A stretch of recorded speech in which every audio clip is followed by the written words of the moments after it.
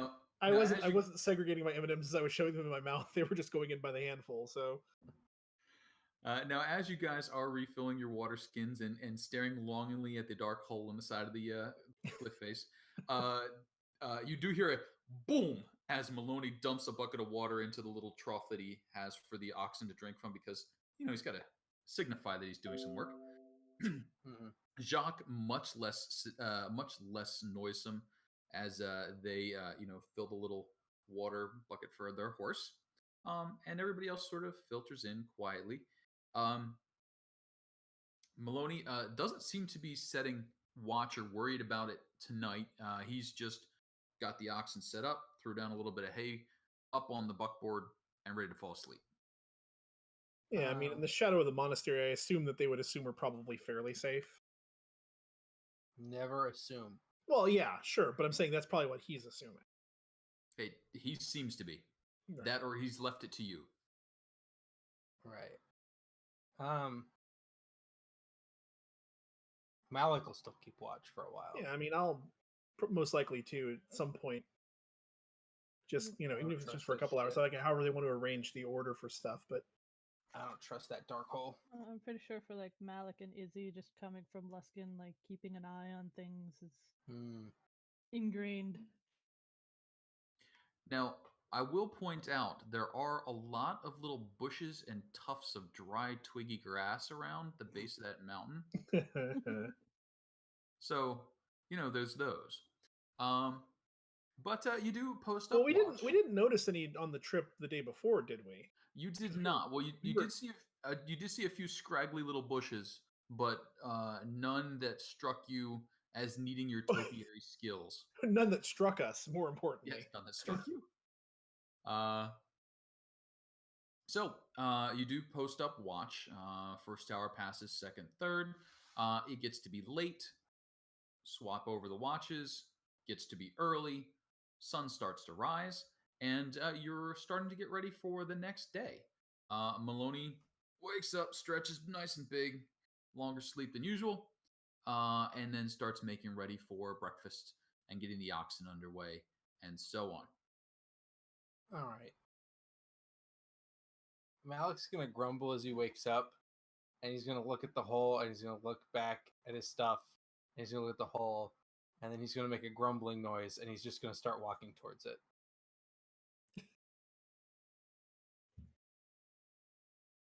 Okay. Just so there's a grumbling half orc moving towards a hole in the mountain, looking just sort of exasperated and frustrated. Malik.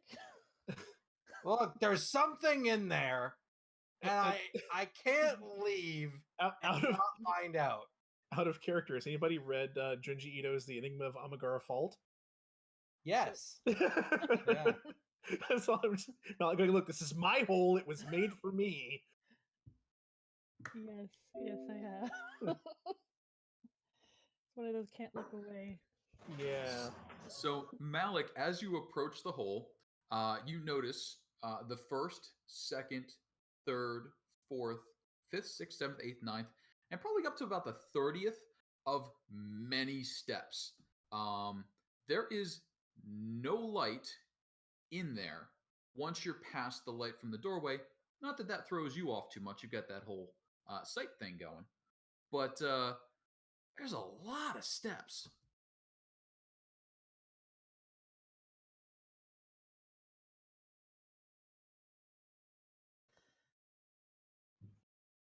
Now, do you keep trucking on in? Sorry, the dogs were being antagonistic. I had to stop them. He'll look in and he says, "There's a lot of steps here." Malik, don't make me walk up steps. You don't have to. If I scream, it means I'm probably dead. Thank you for the warning. He starts walking up the stairs. Okay, so you start walking up the stairs, and you go up 30 stairs. The passage sort of twists and turns for no discernible reason. And it's sort of tunneled out on the top, so it's got a kind of arc, then down fairly even on the sides, and it's probably 6 foot wide. Goes a little narrow sometimes, goes a little wide sometimes, but generally it stays about 6.5 to 7 feet up. So no real problem with clearance. You got to maybe crouch a little bit, can't bounce on the steps. But then after, going in about 30, 40 feet, the steps go down 5 or 6 steps. And then they go back up 7 more. And then it twists around. And at this point, the doorway is somewhere behind you, but you're going to lose sight of it if you keep moving. There haven't been any branches. Just a long kind of snaky set of stairs, mostly going up, but sometimes down. Malik yells back, "This seems to be made as deliberately obnoxiously as possible."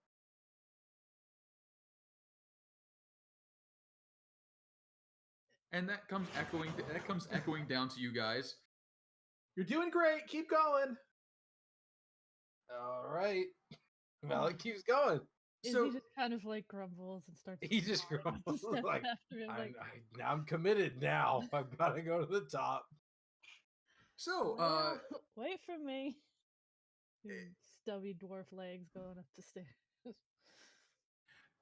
now these stairs were obviously carved by hand. I mean, somebody went in there, chiseled them out, and they're mostly smooth. But whatever hand this was, and Izzy, you've got that little dwarven stone knowledge going on, right? Yup. Okay. Yeah, this was not done by somebody who has that innate dwarven stone knowledge. This was done by somebody who wanted a step and didn't really know how to do it.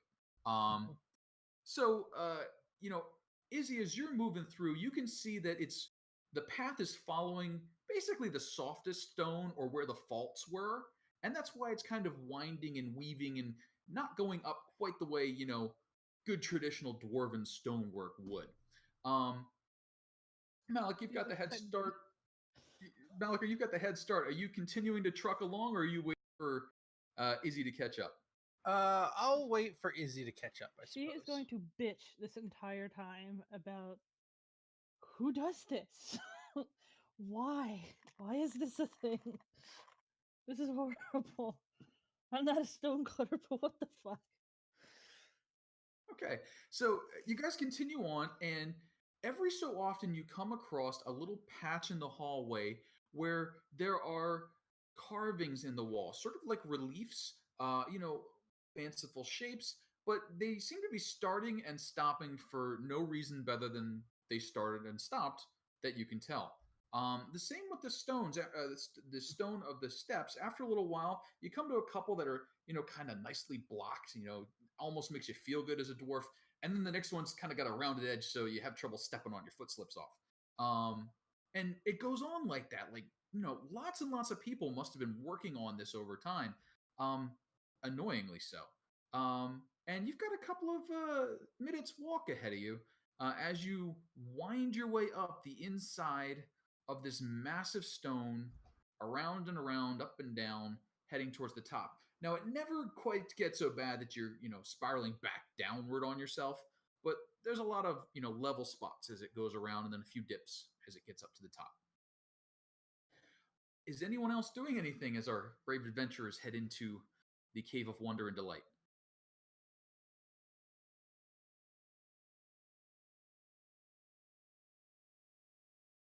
Silence from the people downstairs. Sorry, I was looking for something. That's all right. Probably not. I mean, if they were wandering off up there on their own, like Izzy's with him, so he's not by himself. He said he'll scream if he gets killed. Sounds like a solid plan. I mean, I imagine he'll be waving off the top of this thing in a little while. Right, he'll be falling down off of the top of this thing in a little while. Both very likely outcomes. The Order of the Pinnacle, also known as the Pushing Monks. So, it takes a couple of minutes, and it's a long, long walk. But eventually you do come up, and you emerge in an area, if you see the lower left picture there, with a lot of unfinished walls kind of carved out of the stone, and it does overlook the area below. And the area that you open up into, it's very bright because it's daylight and it's morning streaming in. There's a lot of different rooms and buildings started and stopped and left in half-finished or unfinished states. Some have very intricate carvings. Some have the outline, like the whole place was done like it was going to be carved, but then it wasn't. And some are just sort of roughed out. And moving amongst the buildings are several monks, fairly drab clothing, kind of built to blend in with the reds and the browns that surround them. Mostly wearing robes to protect them from the sun and from the ash and dust that blows around out here. They look towards you, and then just sort of look away and continue around their business. It definitely looks like the construction stopped, like it wasn't damaged. It doesn't look like it was damaged. It doesn't look like it was broken. It just looks like somebody stopped working on it. And there's a lot of them, a lot of little houses that look like they started and then just stopped.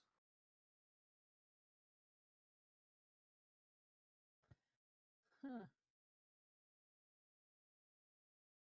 She kind of looks up at Malik. It's like, you're carrying me back down. I suppose this was disappointing. Now, Malik, it is a great view. I mean, you can see forever right now. The Ashen Plains are open up before you, just a huge gray expanse. Off to the left, you've got the broken hills of the Crags. Way off in the distance, you can kind of see the cloud that you're going to pretend is the smoky plume from Mount Hotnow.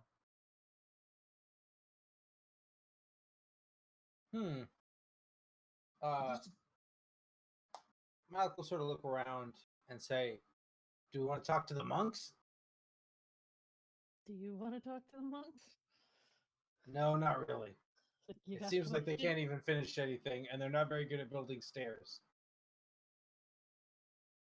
I don't know. I kind of think maybe they were building that before the volcano happened. Then the volcano happened.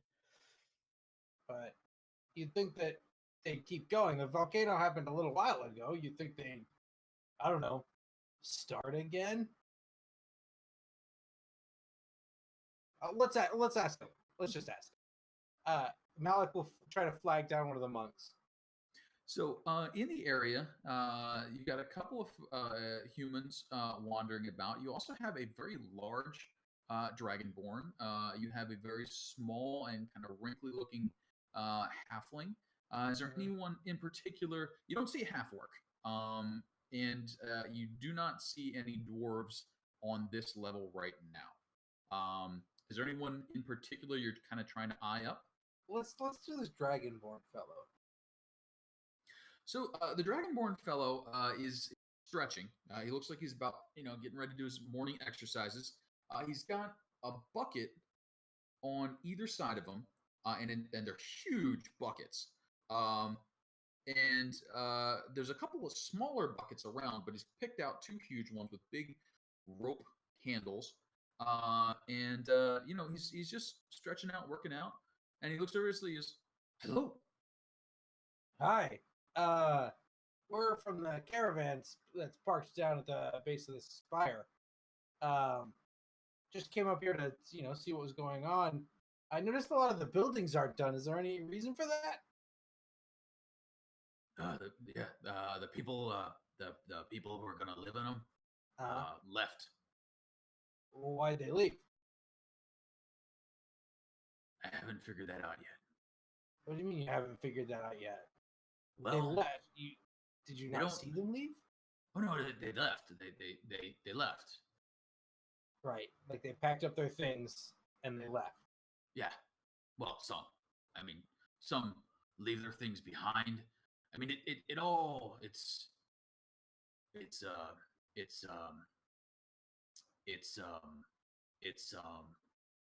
confusing. You don't say. So they just left one day. Did they all leave at once, or no? I mean, some leave together. I mean, they have the epiphanies, right. And then they're like, this is the right thing to do, and then and then they do it. Were you Right. here when that happened? Some of them, yeah. I mean, I've been here about about about about 2 years, and I think I had an epiphany, maybe. Uh-huh. Um, Yeah. um, You're so still here though. Yeah, you well, see, what I think is the way to get lightened. The way to get lightened is you get big. So I take my buckets and I go down the steps and I fill them, and then I come up the steps and I empty them. Right. Then and here's the trick. I'm lighter. Every time I empty the buckets, I'm lightened. So this is your path to enlightenment. Izzy's just laughing. She's not even trying to hide it. Malik see- looks like see. he's strongly considering killing this man. See, what I find is my path to getting lightened. Uh-huh. It brings happiness to others, like your little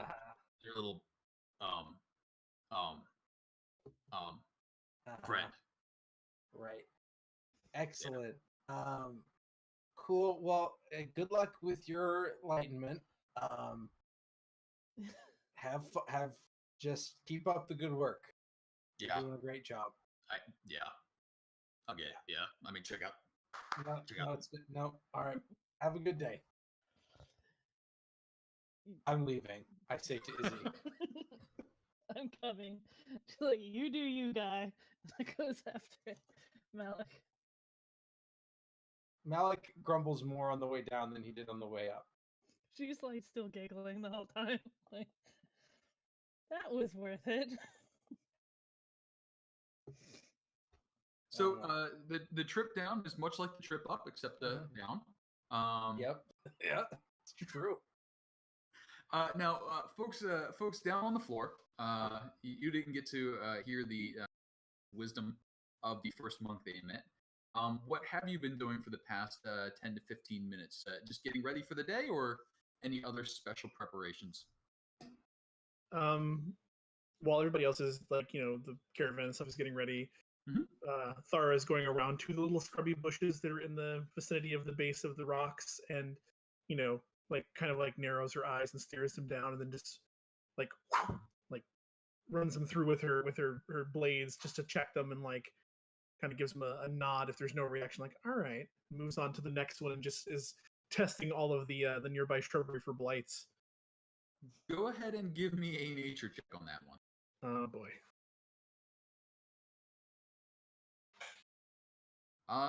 And go ahead and give me an attack roll. Oh shit. Okay. And go ahead and roll me damage. 7. You do take down a bush that you are fairly certain was a twig blight. It did not move. It did not react. It didn't really have time to. It went from a Got the drop bush, on it. A suspicious bush to a pile of broken twigs. And the others nearby, you did not have any other reaction to, but that one you felt fairly certain you have dispatched at least one twig blight.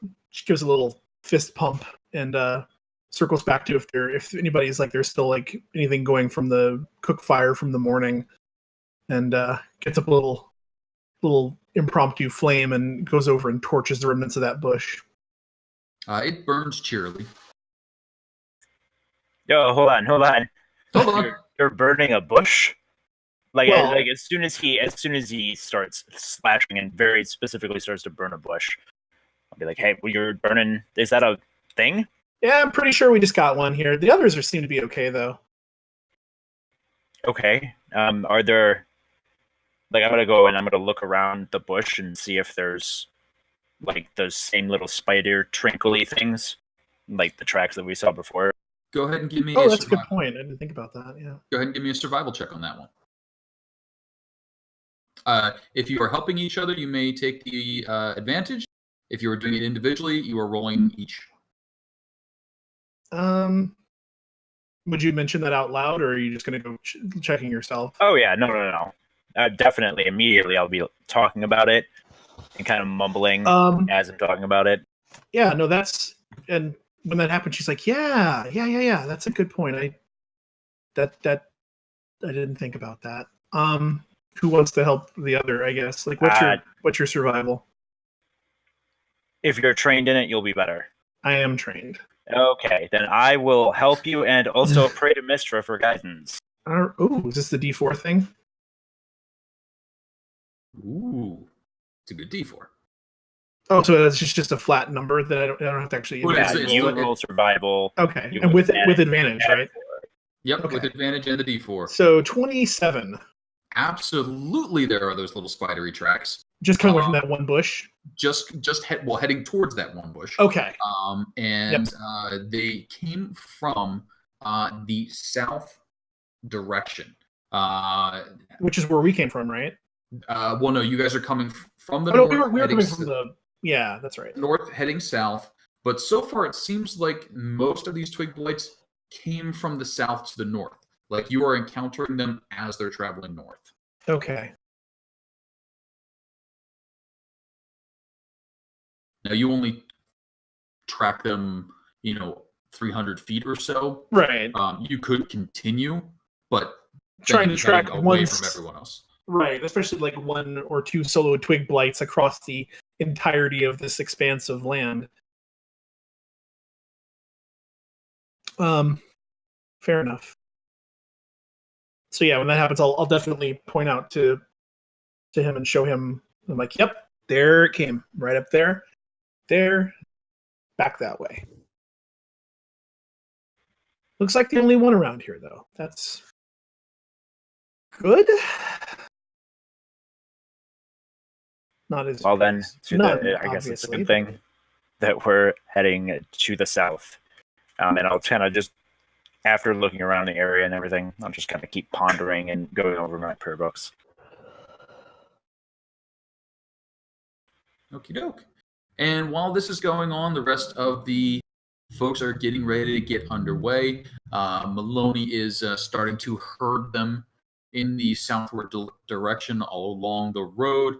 Jacques is on her little handsome carriage and getting ready to move along. Then they get underway. You guys keeping up? Mostly, I assume at this point Malik and Izzy have returned. Yes. Sorry, Malik and Izzy are back down from their wonderful jaunt into. Hey, you're not dead. We learned about lightning mint, and she's still chuckling as she passes by towards this camp. Okay, lightning mints, sure.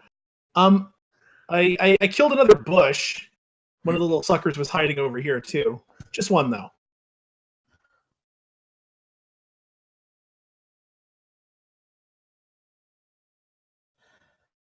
Oh, I think we've lost Sean. Uh-oh. He's probably wrangling dogs. Oh, God damn it, I was muted! God dang it. Wait, Sean's over there RPing his ass off. I was RPing my ass out. You have no idea. When we got down, I said, no, I'm not dead. Wish I was. Maybe someday. Totally missed that. But then you said you killed a bush, and I respond with like a bush that attacks people or just a regular bush, because that statement was a bit unclear, and one of those is more important than the other. Oh, okay. Fair enough. Yeah, no, she'll turn and gesticulate towards the burning shrub off in the distance with her blade and be like, an attacky kind, but I caught the drop on him. He didn't see it coming. Okay. All right. Good. Your walk was more productive than ours. I'm sure you had a great time in your own way. Nope. That is not true.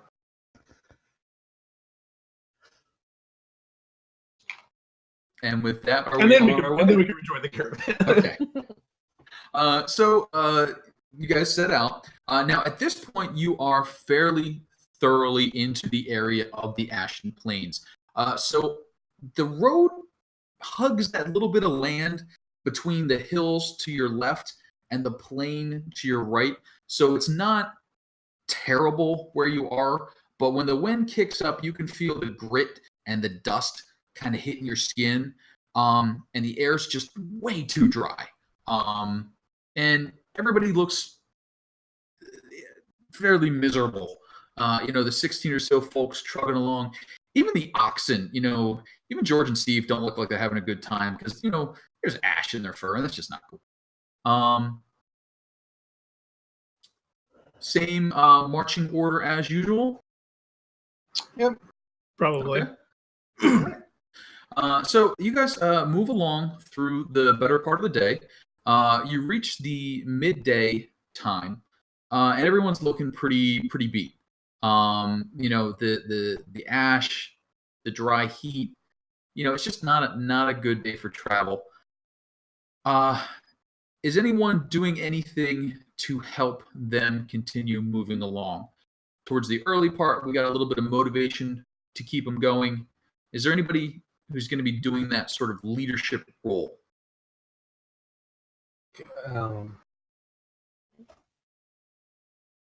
What define leadership role? Any sort of goading, any sort of, hey, keep your chin up there, bucko.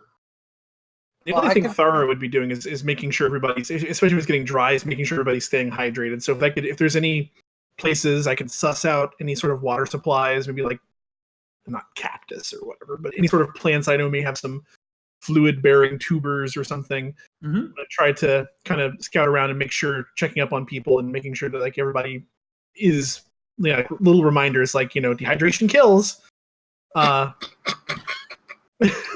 This works out perfectly. But in a cheerful way, you could die. Take this. Yeah. Make sure you drink water or you're going to die.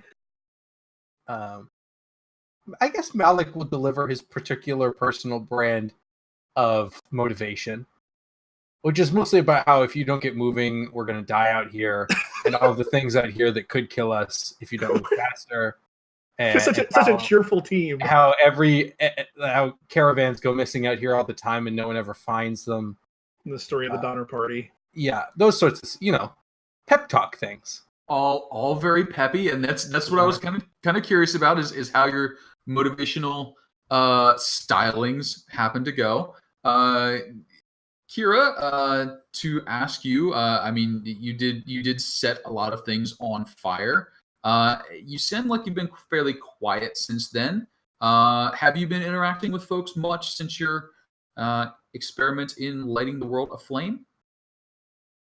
Yeah, I really wasn't going out of my way. I didn't come here to light stuff on fire. It just happened to be what was needed at the time. So there has been no instance of lighting anything else on fire since then. I've just kind of been keeping my distance from the group most of this morning, I guess. Not from the whole group, but from the other 4, because 2 of them wandered off again, and then the other 2 just started stabbing at bushes awkwardly, and so I just kind of got in front. Got my eye on Jacques again, and I'm curious about that and curious about getting to know the people. I'm not necessarily concerned about the people that are sick like it seems like the rest of the group is.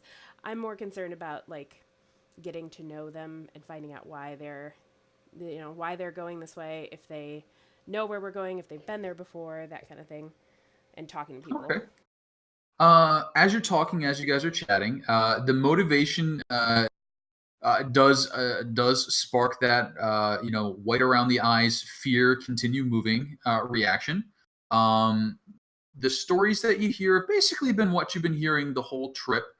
Jacques barely acknowledges attempts to talk to them, but the other people, they've seen you guys, so there's kind of that, campfire camaraderie. So nobody's been this way before. At least no one that you're able to get any words out of. Everybody's basically heading there for the auction.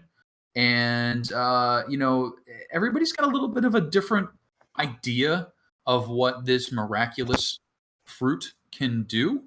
But they're all basically hoping for the miraculous part.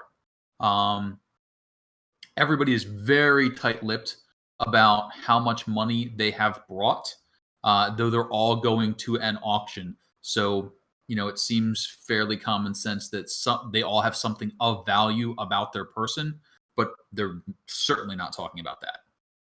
Yeah, I'm not even necessarily asking what they're like come to bring as an offering. I'm just more concerned about like where they came from and where they grew up and like just uncomfortable amounts of personal information. And I'm just generally way too happy, I guess, Sure. in comparison to the sick people around me. Sure. You do get 1 or 2 overshares. So you find out all about certain towns, and everybody's, uncle and aunt. But, it's mostly that, they all were heading in this direction for their various reasons. There are 2 family groups. One has 3 people in it, one has 4 people in it, that they're all traveling together because one of them is ill. But that's pretty much it. They're unfortunately mostly sad stories hoping for a cure, with the notable exception of Maloney, who is there because he's Maloney, and then Jacques, who just doesn't answer. And go ahead and give me an investigation on your continued questioning towards Jacques. It's pretty relentless. Seems that way.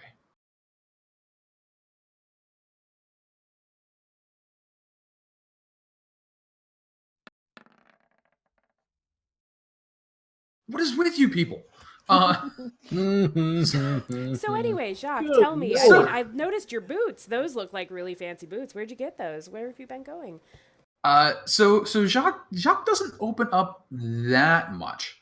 But they do say after questioning, and it just keeps coming back around to Jacques. I require my privacy in service of my lady. She's not well, and we are traveling to obtain the miraculous fruit. She wishes not her name known, so I travel under a different name and under a different guise. And yeah, I totally understand. Yeah, absolutely, your lady. And then as he says lady, she's like flipping this little tiny flip notebook she has and just scribbling a couple things. So that doesn't seem to please Jacques at all that you're. But on the idea of lady and the detail that you're looking into, the the cab or carriage itself bears no emblems, no seal. It looks as though it was either made for the purpose of traveling incognito, or bought and never emblemed, sealed, anything like that. There's no house on it, nothing of that nature. The carriage with that investigation, you do spend enough time staring at it to note that there's just no way to see inside without the person or creature inside peeking out at you guys. The doors are always kept shut. There's hide covering the opening, and even behind the hide, there's a number of fine draperies that, even when Jacques opens the door, it's just a billowing mass of cloth that you see inside. And that's what Kira's been doing, I think.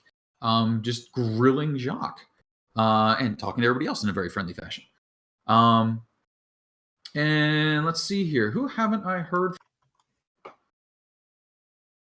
Darwin was checking out. I think that's everybody. Am I missing anybody? If I am, they're being quiet. So you guys continue on through the day, heading south. And it's getting towards evening. And from what you've gathered, there is a place to camp up ahead. And as evening approaches, you do see 3 small structures, which are at best ramshackle. Mm-hmm. More likely, they're just depressing. It's we'll call them tents. But basically, you've got 3 or 4 pieces of wood and a little bit of hide stretched over them. around a small ring of stones, obviously intended for a fire, in a kind of circle that has been beaten down and the ash pushed back to kind of make a resting spot. And let's take you over there.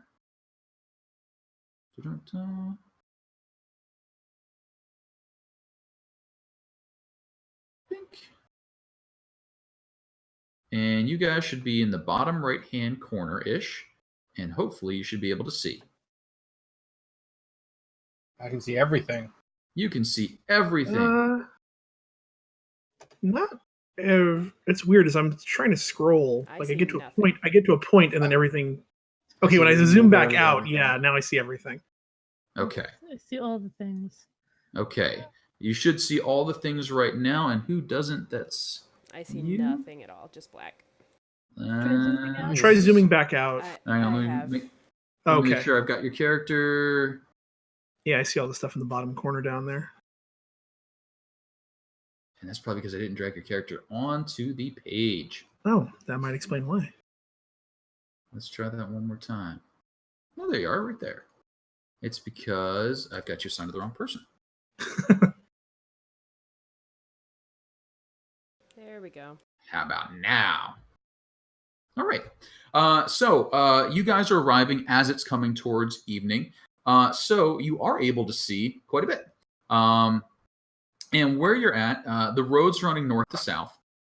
And way over to the west, if you see that kind of dark line, what that is a ditch or a furrow in the ground, deep at spots, shallower at others.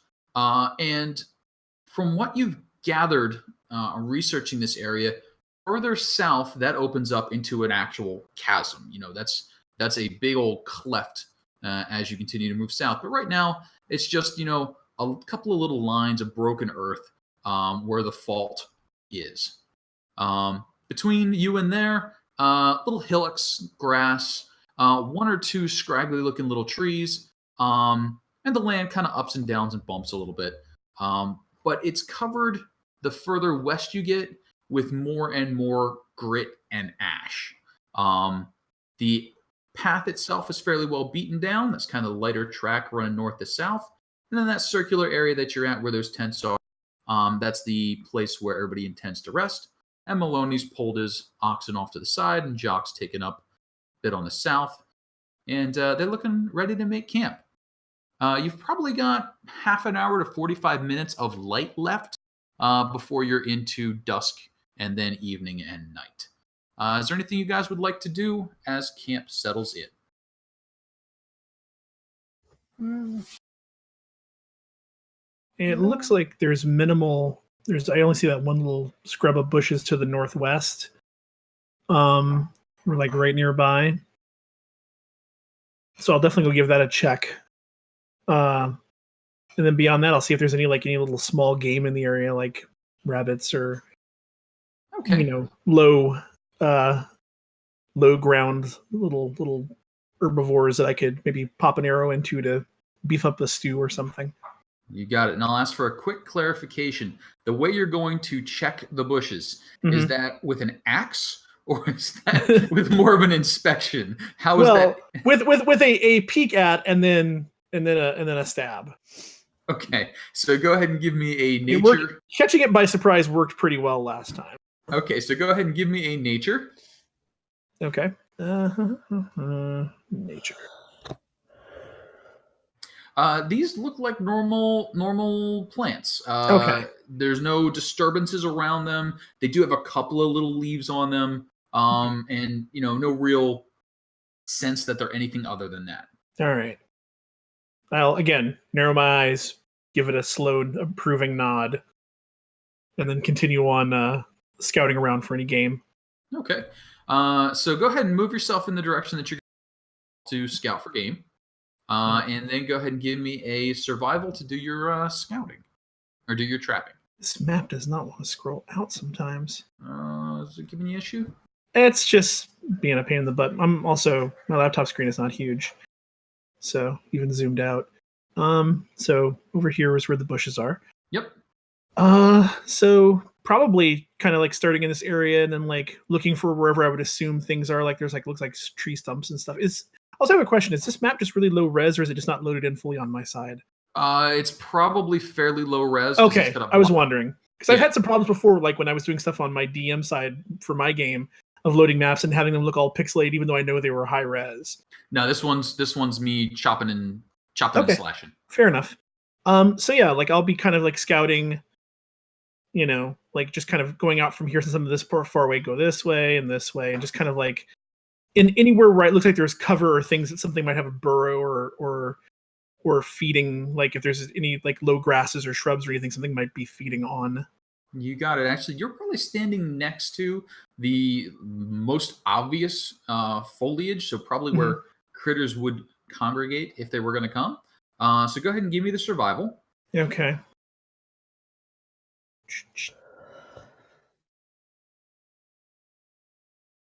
And do I think I might have... And this would I be... don't think I have advantage with this. Yeah. No.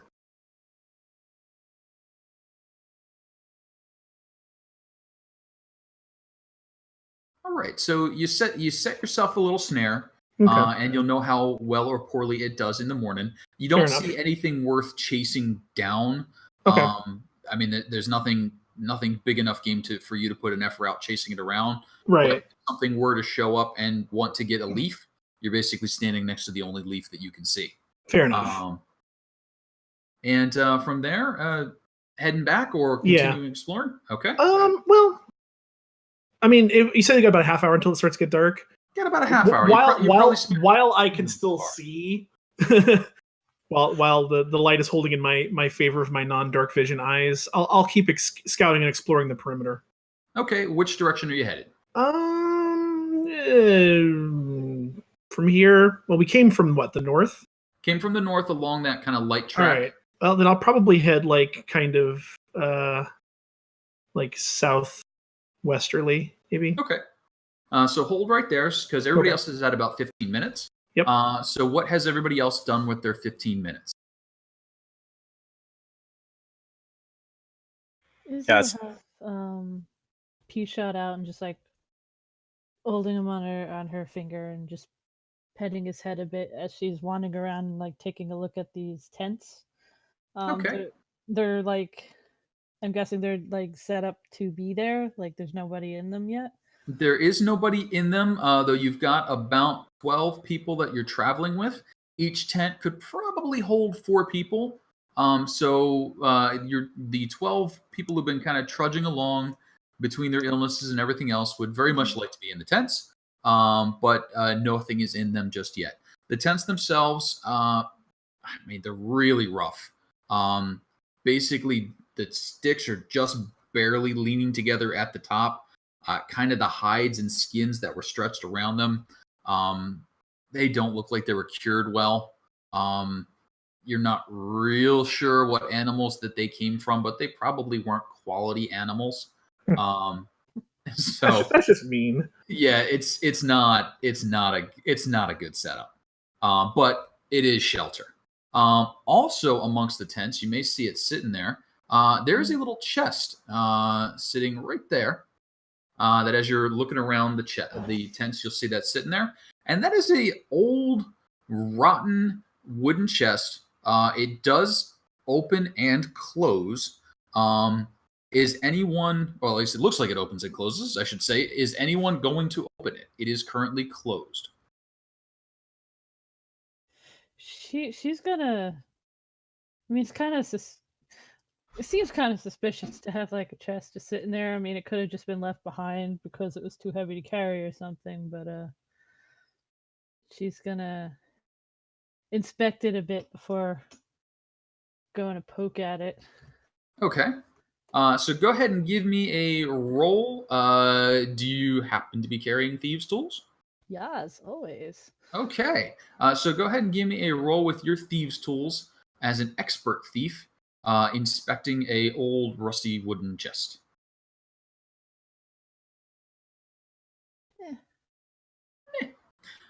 So the chest looks as though it is rusty. It looks like as though it is wood. and it looks as though it's been weathered quite a bit. You don't see any traps or springs or complicated locking devices. It's basically just got a peg in the front that the little latch sort of drops over to keep it from opening without somebody lifting the latch first and flipping it open. You can't tell what's inside because inside of it's dark. But there's enough cracks in the wood and you kind of poked through that you don't think there's anything living in there, or at least nothing of any noticeable size. Probably a few ants. Did you want to continue opening it? Sure. Okie doke. You open the chest, and it creaks and grinds, all kinds of nasty sounds. But once it's open inside, you find that there is a piece of bark and a twig. A piece of bark, like tree bark, Mm-hmm. And a twig. And that's about it.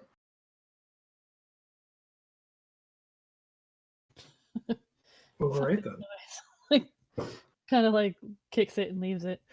All right. You give the chest a swift kick and leave it there.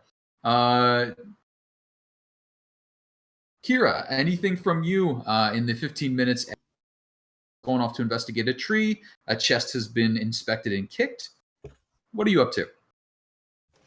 Well, I spent most of my day harassing people, so I'm kind of taking a slightly less invasive route. What did you mention who this was? Is that Jacques? Oh, that's Jacques. Okay. I'm sorry, that is Jacques. That's okay. So I'm just kind of, I'm not like overly close, but I'm on that side of the area, and I'm just kind of writing down notes of all the stories that I heard today and kind of sketching out the rough layout of our little encampment for the night before we lose the light. Okie doke. So Kira absolutely sits down, starts sketching. Mac, what are you up to? Malik would just be sort of examining inside these little huts, and just examining the area around outside where we're setting up camp, just to make sure there's nothing in the immediate area. So immediate area, you're not really anything super obvious, but go ahead and give me an investigation or an insight, whatever you are. You going gut feeler, or are you actually poking about? I'll trust his gut. I'm gonna go inside. So, I mean, you get the feeling that this place was set up for people to stop at. I mean, that's obviously the intent, but that's about it. I mean, you know, it's kind of a way station. Really, really shoddy way station. Really shoddy.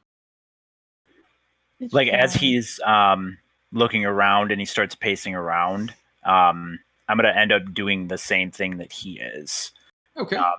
Because this is all open area here, right? Like it's all open plains all around us. All open plains, way off to the east for you guys. You go up to the foothills, but that's, you know, quarter day journey. You know, it's a couple of miles.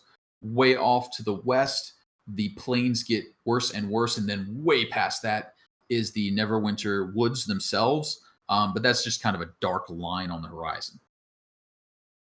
Yeah, and I'll kind of grumble at Maloney, and then I'll join up with Malik as he's walking around and looking over everything.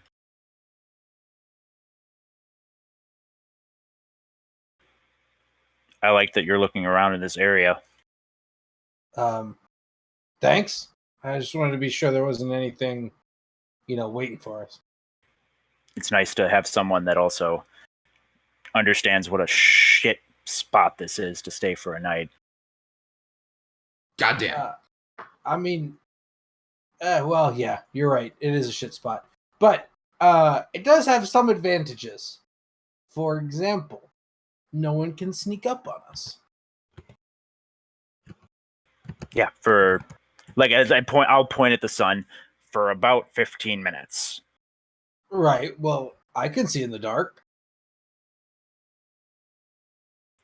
And I'll kind of look at him and I'll look at him and I'll point at my eyes. And then I'll close them. Well, maybe we should set up torches like in the field.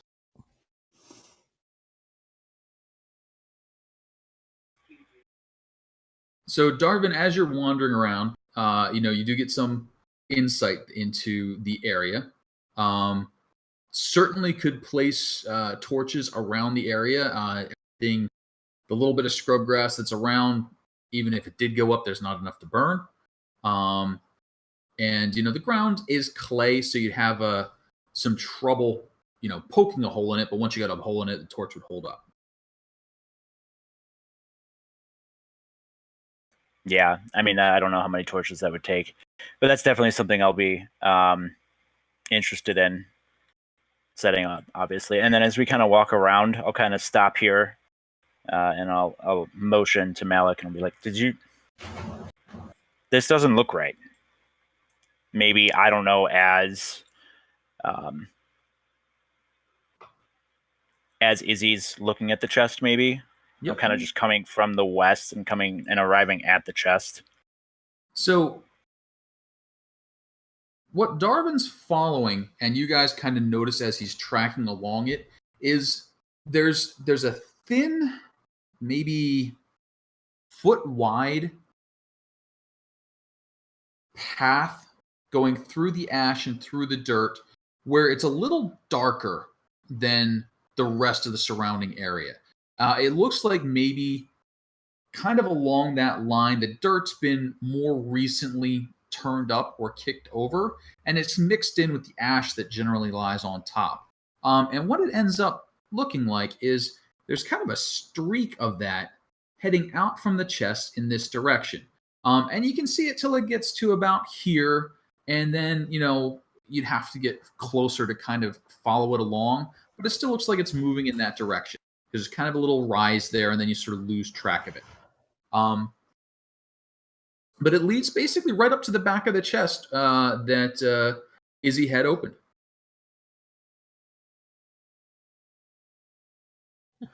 I'll exposition that to the other people as well. Yeah. Izzy be like, there's twigs and shit in the chest. Given what we've seen, she kind of like shrugs her shoulders and holds her hand up like, Yeah, but there's no bushes around. I mean, there's the 3, but that's not very many.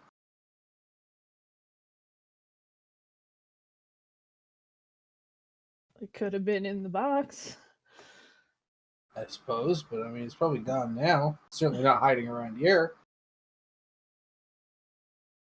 Can they tell if or like she'll ask, like, can you tell if it was coming or going, whatever? Did the moving? So, Darvin, as you're thinking it over, this is a little different than the tracks you've seen before. The tracks you saw before were kind of holes punched in the dirt and a little shuffling. This looks more like it was dug. I mean, this looks like the earth was turned over. Maybe it's an ankeg, but it'd have to be a very small one. Much more likely something dug up the earth.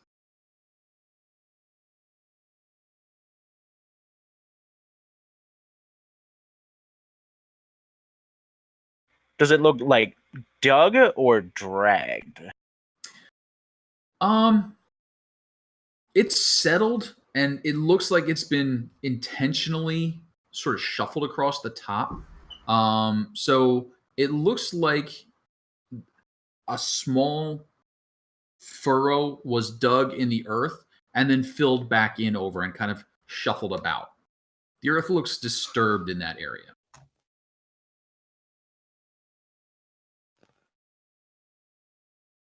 And it leads basically smack up to the chest.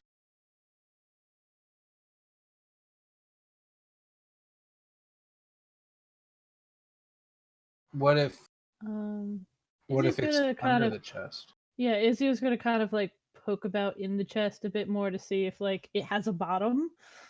The chest does have a bottom, and it is made of wood, and that is upon which the twig and bark rest. So it didn't go like through the chest and into the earth. No. No, when you say poking about, you're just reaching in and poking down into the chest. It like probably has like one of her tools and is just like jabbing at stuff to see if it's like firm or. So while I see all of them going to do that, I go straight up to Maloney. I get up, I put my notepad away, I go straight up. What's up with the chest? The chest? Yeah, that thing over there that my friends are like I assume you guys are all like poking at it and digging at it and sniffing the ground and this dirt, it's been disturbed. Crouching around it. Yeah. These are definitely turning into the weirdo group of all the sick people. Is this joke? Is you want to hear? Ah ha ha! Everybody like to poke the chest? No. If that's like a euphemism for where you're from, I have no idea what you're talking about. No, that literal chest over there. Was that here the last time you brought a group through here? Oh, I have not come here before. Then how did you know this place existed? It seems very, not as well kept as other places I've been. The camp, the place to rest? Yes. Ah, you see, I am Maloney. I know these things. Boom. I ask.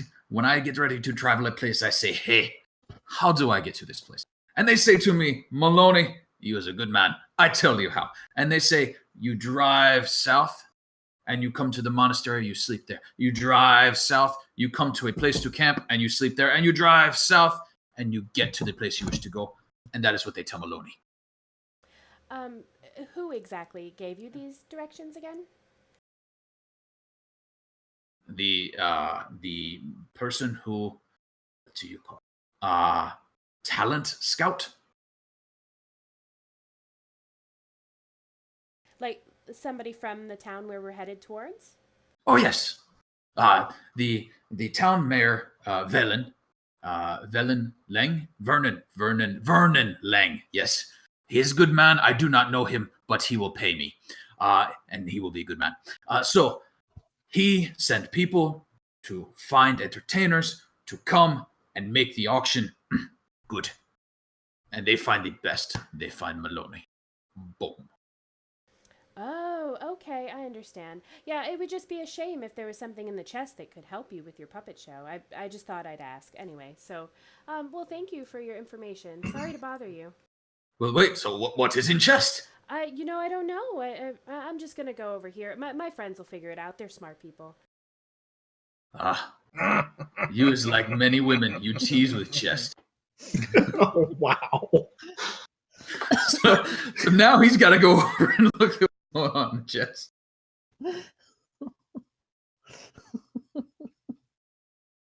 He goes around the cows. See.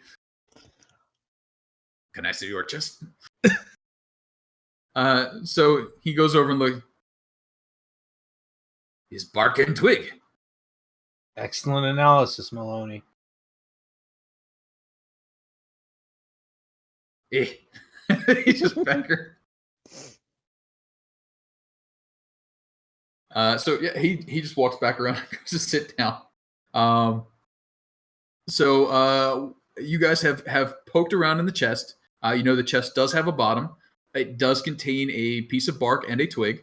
Maloney doesn't care for a piece of bark and twig. Anything else you guys are doing right now? I kick the chest over so that the part that it was sitting on is exposed. Okay.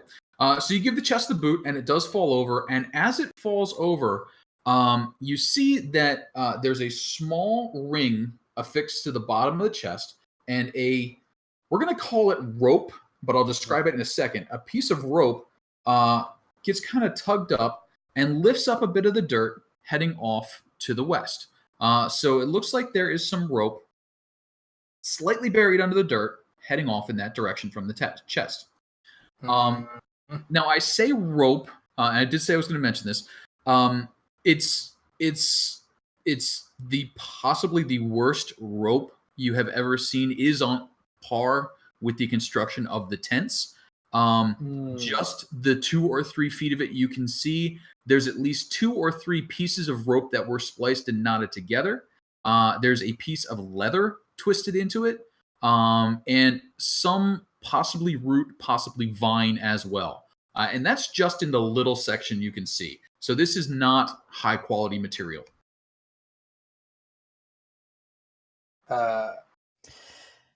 Izzy kind of freezes a minute, like when she sees something at the bottom of the thing, and just like holds her place, like waiting for an explosion or something. Just kind of watching, like relaxes when nothing does. Yep, nothing aside from 3 or 4 feet of disturbed earth. As the little bit of dirt that it was buried under is kind of kicked up. Well, let's follow it, right? That's curious.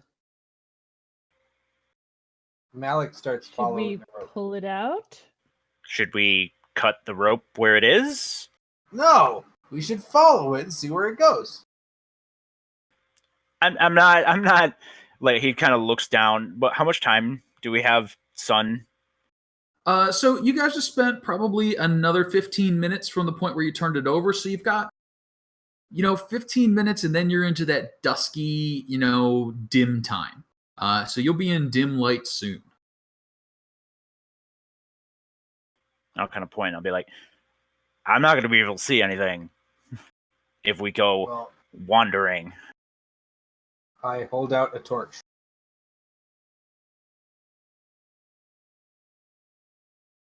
Guess what fire does? Yes, and we can use that to light this rope and then follow it. I don't think it'll burn. I think most of it's underground, so it'll probably just burn this bit, and then we'll be without nothing. I mean, if you don't want to follow it, that's fine. I'll follow it. All right, as he moves to do that, I'm gonna. Oh shit! Do I have anything that cuts? Little brown bit is the rope so far. And it's coming up out of the dirt. Coming up out of the dirt. To just grab it and sort of tug a bit to see if any more will come up out of the dirt. So go ahead and give me a strength check.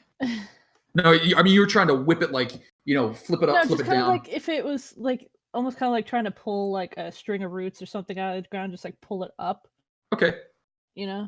So no. So I mean, you easily get another 10 feet up above the surface of the ground, and then you'd either have to, really kind of whip it, or you'd have to start moving along it, lifting as you go.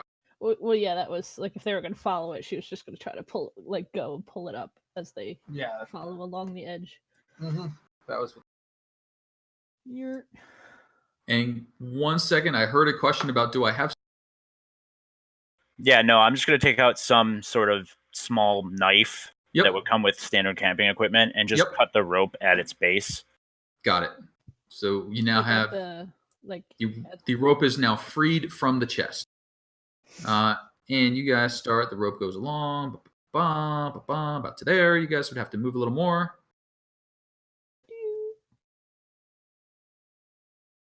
Now, Thara, you're over by the tree, and you were setting up traps there. Yep.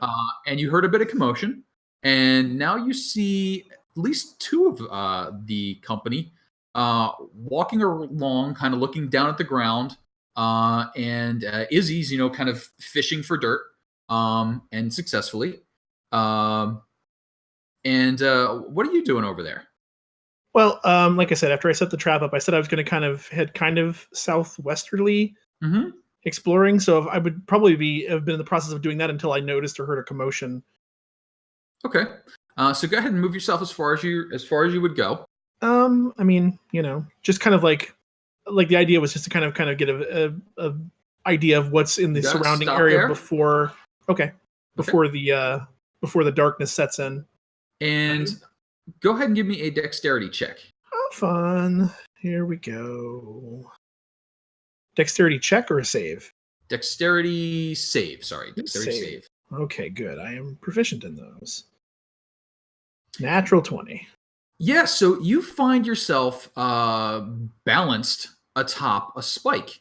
And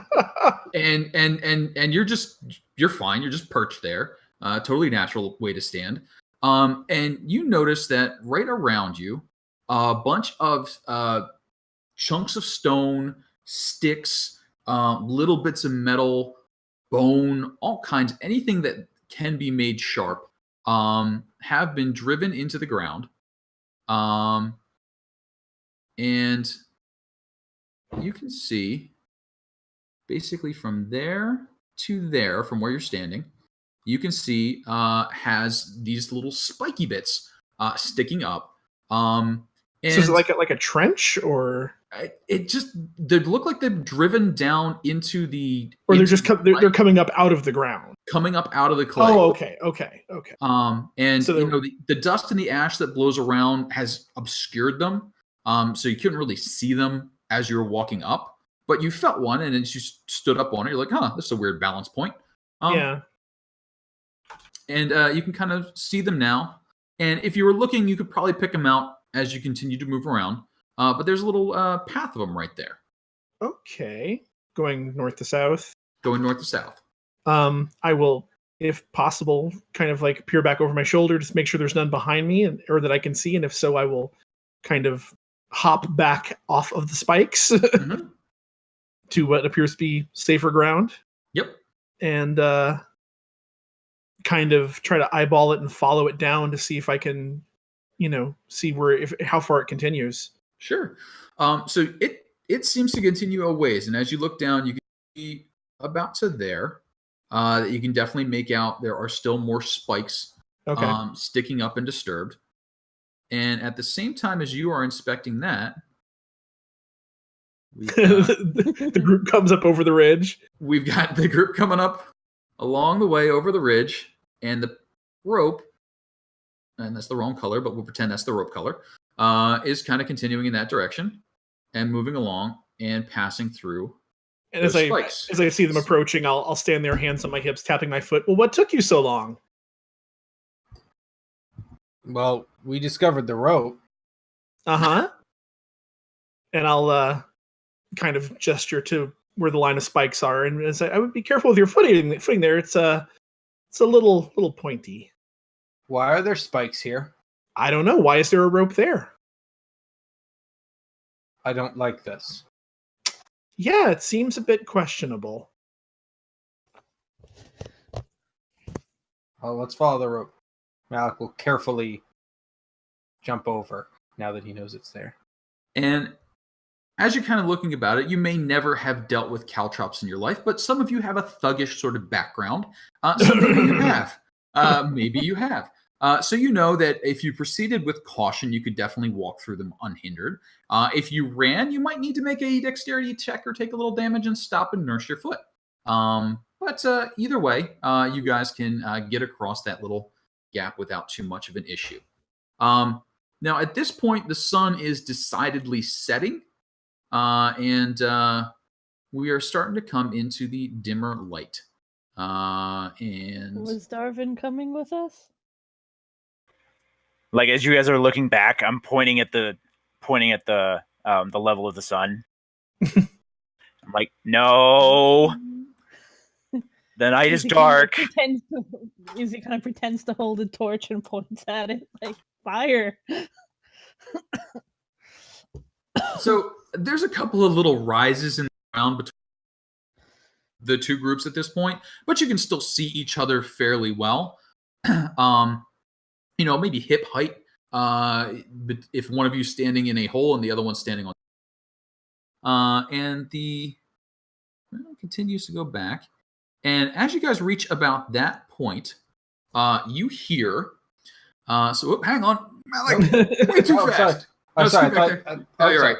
I just make it funny.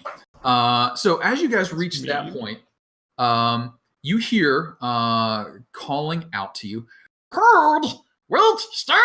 No, stand still. No. Please." Why? Because it has not granted you appropriate. It has not granted you well. I am Tiddles, voice of a Goblin King, and I welcome you to Says Goblin. Where? Says Goblin. It is our fine dwelling and establishment, and you are very welcome to stay the night. Can you come out so we can see you? Yes, but it has to be very nice and promise you is not going to do anything like Yeah. Of course. Now, I want to warn you, if you has any of those crazy ideas about skipping out on your rent, we're gonna shoot you for holes. Okay, You know who's that, right? we? Rent? What's this rent? Rent? You're staying in Shay's Goblin, our fine establishment. You may have already noticed the fine buildings we have provided, and it was there. And the rent. Common is such a dumb language. The rent is 1 gold piece per personality. Ah! 1 gold piece per personality. 1 gold piece per person. Now, Right. Okay. now, as you wish, you can put your gold into the box. I will retrieve it. Or you can just, leave it there and we'll come get it. It's all totally up to you. Isn't that the same thing? Also, no. Yeah. I feel like this would be Maloney's job to handle, wouldn't you think? No, I don't think so. I don't think he deals with bandits. I think that's our job. Excuse me? I I'm the said- host. Your host. I don't think he deals with bandits. I think that's our job. Oh, well, you should probably send him, because there's no bandits here. Just a wonderful wait staff, and your host, your humble host, who's just here to collect his rent. So Are our the- humble are- host. Are the spikes back there part of the amenities? Yes, those for roasting. Right. There's for roasting. So you're The our marshmallows. host who hasn't come out to greet us, hasn't Roasting. provided us with any food, and was We're- hiding. We just got here. It's the night shift. Caught us during shift change. So, Tiddles, what's this rope for? Where the rope is there ever heard of a bellhop? We pull the rope and the chest comes to us. It's very economical. Right. So you're going to steal from us if we put anything in the chest, is what you're saying. Well, no, so it's the rent. So you put the rent in the chest, and then we pull the rope, and then the chest comes to us, and we take our rent, and then everybody happy. Look, Jar Jar, can you come out so we can look at you and talk face to face? Well, sure, that's reasonable. You has my gold? I have gold. Has my gold? I have gold, and you won't be seeing any of it unless we come out and we have a talk. Well, I suppose that's reasonable. So, so let's see here. You sure you has my gold? I have gold, Jar Jar. Just come out here so we can talk. Hello. And he steps out from behind a hillock that's kind of to your southwest. If you can see him way down here. He's that way.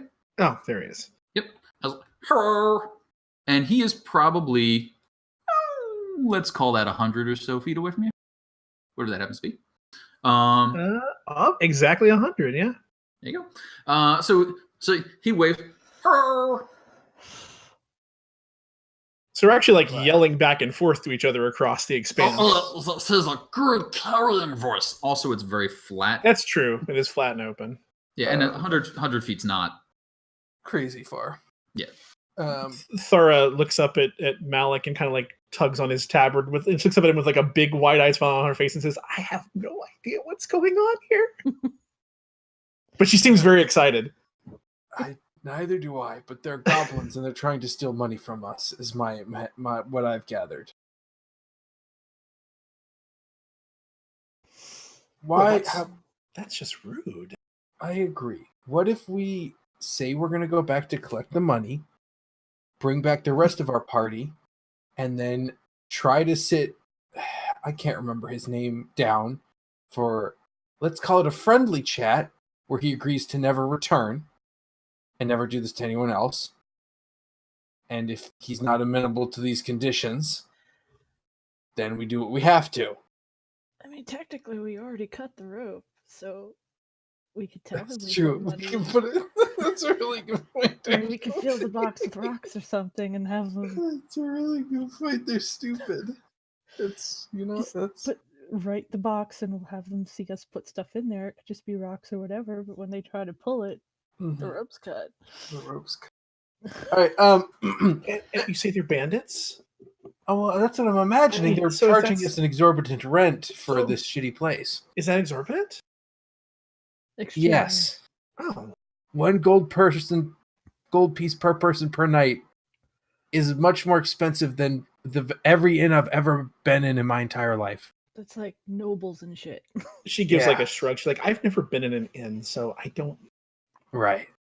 I forget. But yes, that's very expensive. So, excuse me, sir, Mr. Host, sir. Yes, it's Tiddles. Yes, Mr. Host. When exactly do you collect rent? It's good that you pay up front because it helps keep everybody nice and happy and kind. Right. Okay. Well, how are we supposed to know that if we didn't find your rope and come Yeah. curiously wandering out here? What were There- you doing? So, as I said, we're the night shift. So once the night has started, we come and say hi and let you know all the details. But you come a little early. It's okay. We have early check-in. You Right. realize you don't have a sign or charges posted. Right. Like, how are we Oh, supposed to make an informed purchasing? Do you read Goblin? Well, Maloney said that they had told him to stay here, so he must have known about this, right? I don't She's think just so. gonna This is pat not her on the head and be like, superficial. "Shush." Um. Let the big kids take care of this. Right. No, I can't say that we do speak Goblin. Where the sign is posted in Goblin, but it's okay. We read it. It says one girl per personality. Her personality. Right. That could be. Does that mean trouble. Jacques is double? Maybe. I don't know. Or you has the split personalities. How many? I do the math for you. No. It's no. a lot. No, it's not. All right, we're gonna go back and collect the gold, and then we'll return with the rent. Is that acceptable, Mister? You just put it in the box, in the chest. Well, I mean, if you want, you can walk. I enjoy walking. It's good for Okay. you. Okay. We nurse you because you bring the gold. Exactly. Yeah. All We're right. sure. Yeah, no, we're sure. Mr. Tybalt, what was that? I was just talking. I was talking to the other night shift. I was letting them know no shoots. Okay. Because sometimes you got peoples and they do things, you know. Right. Of course, understandable. No. All right. So it's okay. We'll be back in a bit. Okay, And- I'll say. I turn to them and I say, "Let's go back and tell everyone what's going on, and then we're gonna have to deal with this." Are you sure we don't want to drag this out a little longer so we can see how long Casey keeps doing the voice for? You know what, Mr. Towns, what's your story? Where were you born? Well, you see, it was a long time ago. Never, that hurts me more than it hurts him, I'm sure. Uh, All right, let's turn around. and head back. Yeah, carefully. Yeah, I will again point out the spikes as we get near them. Real monsters. So that was interesting. Yeah, I mean, I suppose that's the word you use. So that conversation did take a couple of minutes. So now we are thoroughly into the night is falling, and it is getting dark. And as you guys head back, you climb that, and then everybody's kind of waiting for you. And most of them have set down their bedrolls, figuring you guys are handling whatever that nonsense we're dealing with over there. And as we get back into the camp, Thara claps her hands and says, "We found a new friend." We did not find a friend. We found a bandit. His name is Titties or something. Yeah, Tiddles. accurate. I think. I think it was Tibbits or something. It's not important. He's a goblin. And he claims that this is their rest stop, and he's charging us money to stay here. Mr. Maloney, you do you know about this? You said you knew this is where we were supposed to stop. They told you about the rent, right? I do not ask you. This is a place that charges rent. We pay rent. How much is the rent? Is there actually a sign anywhere around that I can see posted? Yeah, that's a good question. Is there actually a sign? Go ahead and make an investigation. Sure. He says the rent was 1 gold per personality. She's got it. Izzy, do you speak Goblin? Oh, Thara.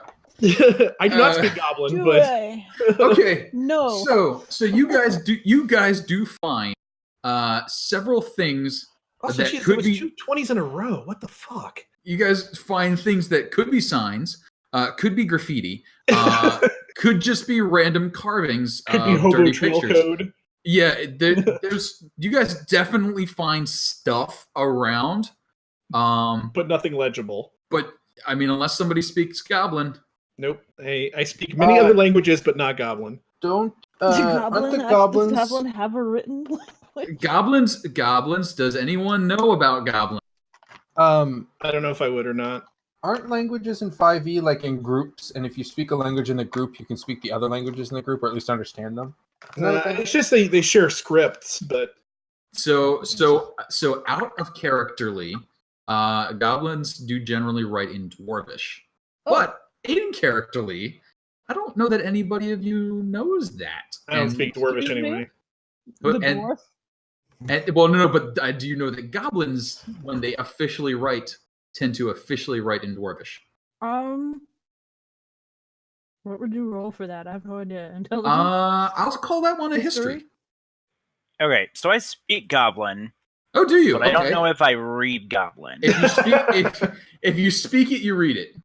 So if you have the language. I mean, unless you you're get the specifically credit made a for point of your character being illiterate. Yeah, but so would she see dwarfish writing? Would it look like gobbledygook to her? Like someone was trying to speak dwarvish? Yeah, pretty much. They use the letters, but they do all kinds of weird things to them. However, you do have people in the party who do know Goblin, and looking around, you can make out some of the things that are written around, mostly curse words, a lot of profanity, some suggestions about who did what in which bedroll. But it's pretty well marked out that, this place is a place of goblins. But only once you start looking for little things, because it's just carved and marked and graffitied. As far as a sign, no, there's no sign. They don't seem to be running a very efficient business here. Yeah. So Maloney is one gold to sleep without dealing with goblins? Per person. Per person. Ality. Well, I am one person. I am a big personality. Ha! Yeah, I'm you Maloney, but I'm only one. The goblins won't know that you're the one who paid. They'll just know we haven't paid for everyone. Well, then you should pay. Yeah, not gonna do that for a lot of reasons. I'm not gonna do that. I think we should deal with it though. But if you can make deal, you make deal. You keep the gold, that's you save. I give you 1 gold, you go deal with the goblins. I mean, from what I've heard about inns, aren't they supposed to provide you with food and stuff too? Like, that's Okay, look, You want goblin food? Ugh. I don't think I've ever had goblin food, but Thara, life is adventure. Thara. They're not providing us with the service. They're extorting us because they're bandits. Well, that's not what he said. Thara, sometimes people say one thing and they mean a different thing. Well, I know that's silly, but they went through a lot of trouble to be bandits. Wouldn't they just wait until we were sleeping and slit our throats? No, because I think they think they've got a pretty good deal here. and it involved Well, a did you at coward least- they don't want to fight. Did you at So- least hear him out to see what sort of offer they're making? Maybe they've got really good food. They're Where are they- goblins. Where are they going to keep this food? There's nowhere anywhere. They Well, were they hiding could- in bushes. That's what bandits do. I was behind a hide rock. There's bushes. no bushes out here. The one bush where there was, I set a snare. Rock, whatever. There could be a kitchen underground, maybe, where they're making something really good right now. They're goblins. Well, yeah. You're part orc. What's your point? Goblins are stupid and mean and cowardly and not good at cooking or running businesses. Well, I don't know about the running businesses thing. I've never encountered a goblin business. You have just now. Well, Does it seem well run? I don't really have a lot to compare it to. Look, let's go back. If they can be reasoned with, we'll reason with them. If not, we'll make sure they don't try to extort anyone else. All I'm saying is it sounds like he's trying his hardest. Yeah, sometimes when people try their hardest, they're still mean people.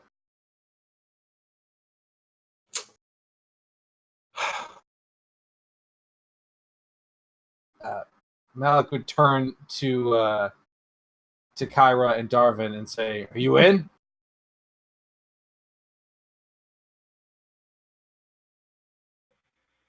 Like, and hearing all of this and reading what's written and not seeing like a clear indication. There's many steps, and these are steps that we do not need to take. What do you mean? And I would and I'm pointing around the camp. We just set torches. We keep the lights on all night. We do watches. Right. And if they show up and they ask for gold, we tell them no. And then if they insist, they've got bows. They don't need to be anywhere near us for the shooting. Yeah.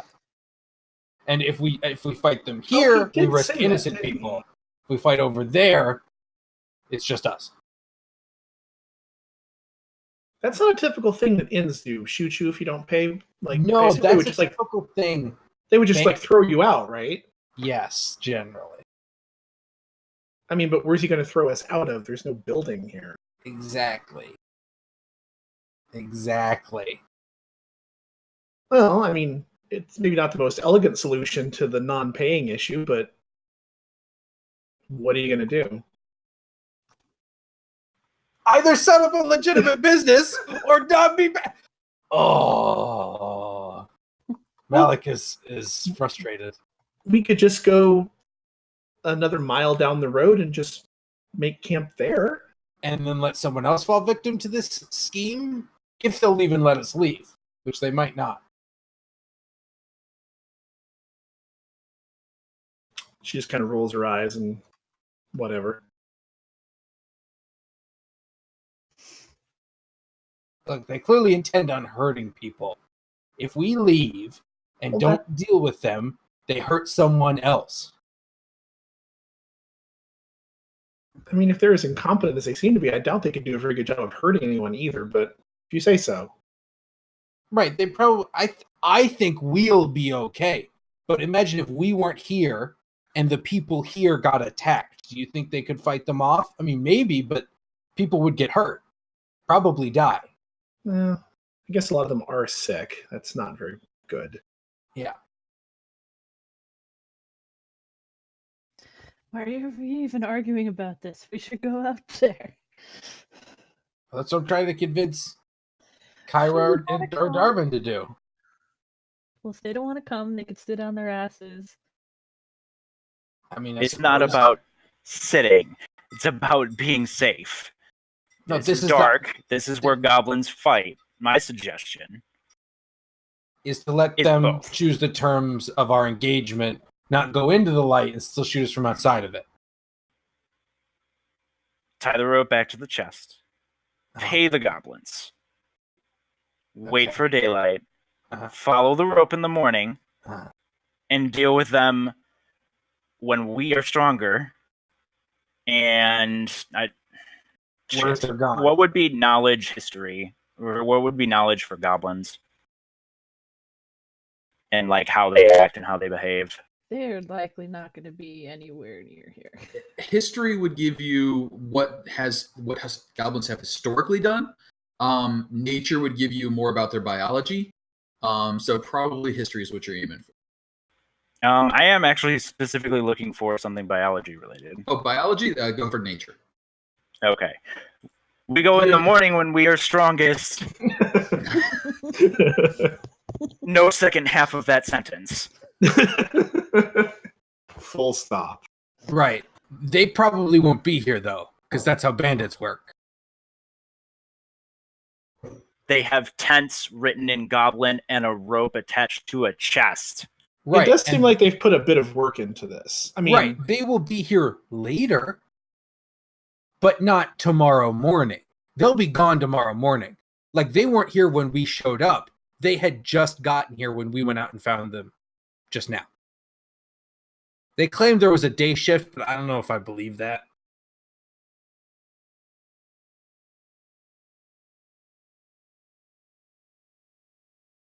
And even if there is a day shift, if they're not lying about it, that means the night shift with our friend, Mr. Tibbits, will be long gone with our gold.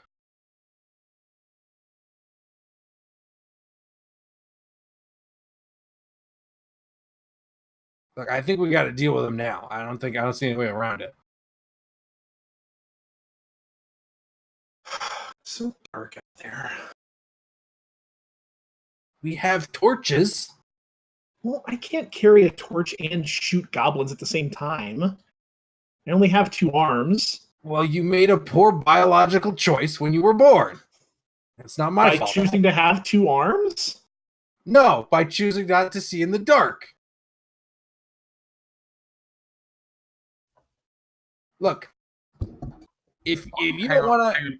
On that bombshell note, the note choosing to see in the dark, just to give you an idea of your audience, because the 12 people plus Jacques plus Maloney. That's fair. This is going on for a little while here. So you do have the families of the sick, and you know, as the conversation's going, you can tell they're pretty cowed into doing whatever you guys decide. Like when you mentioned spending the money, you can see kind of one person in each group just sort of rub his hand on, you know, where probably there might be a coin or 2 hidden, checking to make sure everything's okay. When you mention fighting, you can see them sort of drawing away from the edges of the tent. And then when they mention being, you know, selective, you know, dark vision, a little head scratching going on. Like, that is that a choice? So they're sort of following along the flow of the conversation, but you can tell there's probably not a fighter amongst them, because nobody's like, yeah, let's go get them. They're all like, whatever you guys are saying. We're leaving it to you, obviously martially equipped types. Yes, you guys seem a little above our pay grade. Maloney, he seems to be of the opinion, pay him and let him go. And Jacques is enigmatic as always, remaining quiet, just sort of watching you guys go.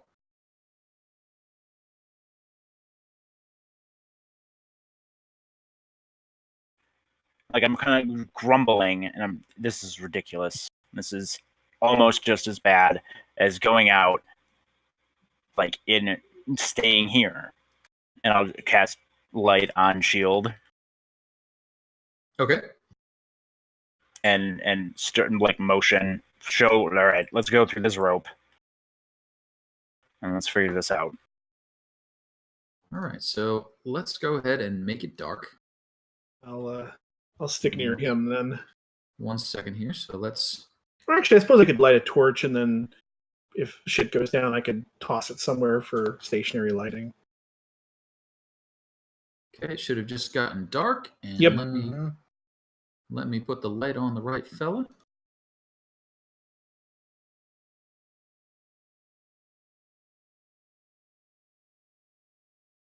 That's 40/20 on the light, right? For a torch, yes. Well, the campfire is showing most, I think. 40-20. Campfires got light. Yep. You've now got light. And who else was lighting a torch? I guess I'll go light a torch. I can always toss it on the ground if I have to spread the light around. If I need to go bow and arrow. I mean, I can go one-handed melee, but that doesn't seem like. Okay, Or I we could should go have- well with this. I guess I could go with the spare hand, and I could just club him with the torch. All right, so we should have all the illumination going. Yep. All right. And on that particular note, I'm going to ask for my 15 to 20 minute break. Okay. And actually, hopefully be less than that. And we'll all um, prepare to so- die. Please go grab drinks, do whatever you need to do, use the potty, pray to your whichever gods. And we'll be right back. Let's all go to the lobby. Let's all go to the lobby. Ooh. And a musical number. All right.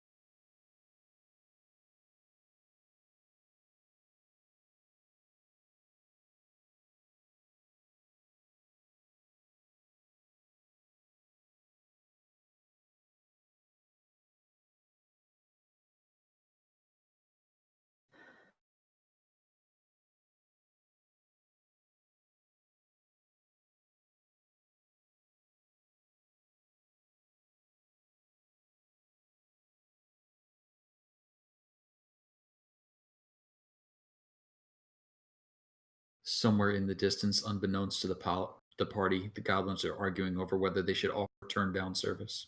Yeah, right. Like, did we remember to leave the mints in the tents on the pillow?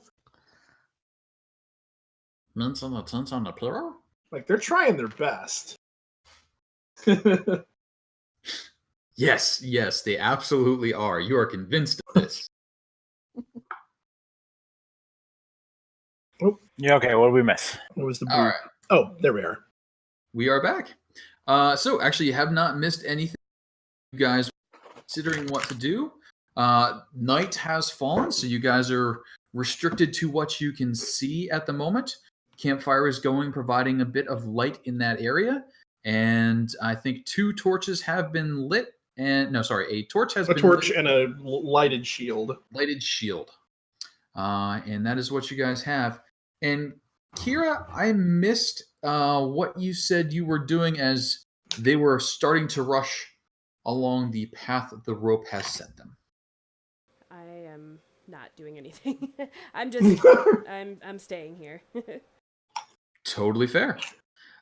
So let's just keep talking for now, and when you guys decide to do something time sensitive or aggressive, then we'll worry about turn order. But for right now, go ahead and move yourselves as you would like.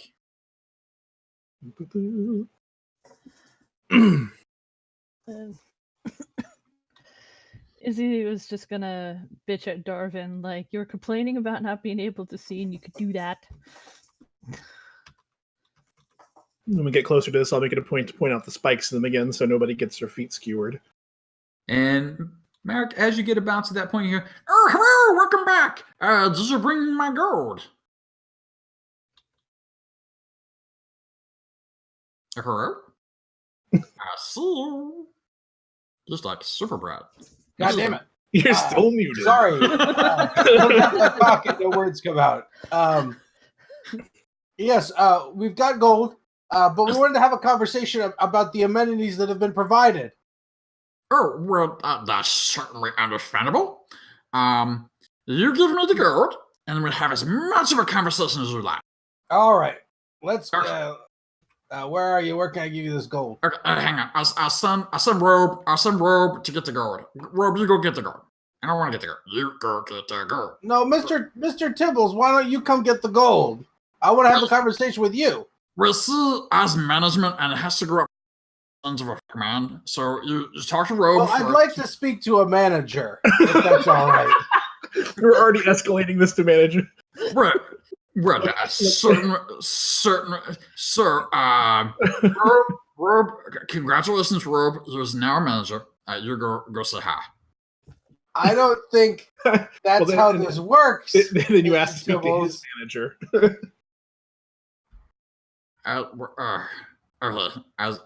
Frankly, pressing so you remember an operator. You remember about the shooting, yeah? I'm well aware of the shooting, Mr. Tingles. Okay, well, it's Tittles, but it's Tittles' voice of the Goblin King. So hang on as it comes. Wow. Oh, hello, Rope. Hello. Hop. And you guys should just be about to see him now. Step over the spikes carefully. Oh, there he is. Yeah. Hey, he's sort of walking along the rope. Hello. There's sir, by my count, there's 100.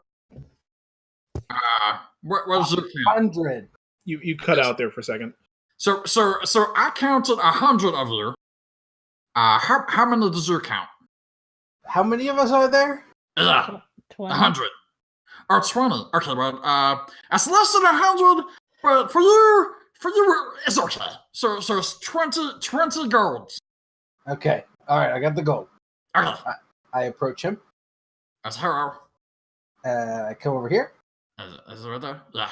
And as I get here, I pretend to reach to my bag, and then I would like to make an athletics check to grab him and put him into a chokehold. Oh, Jesus.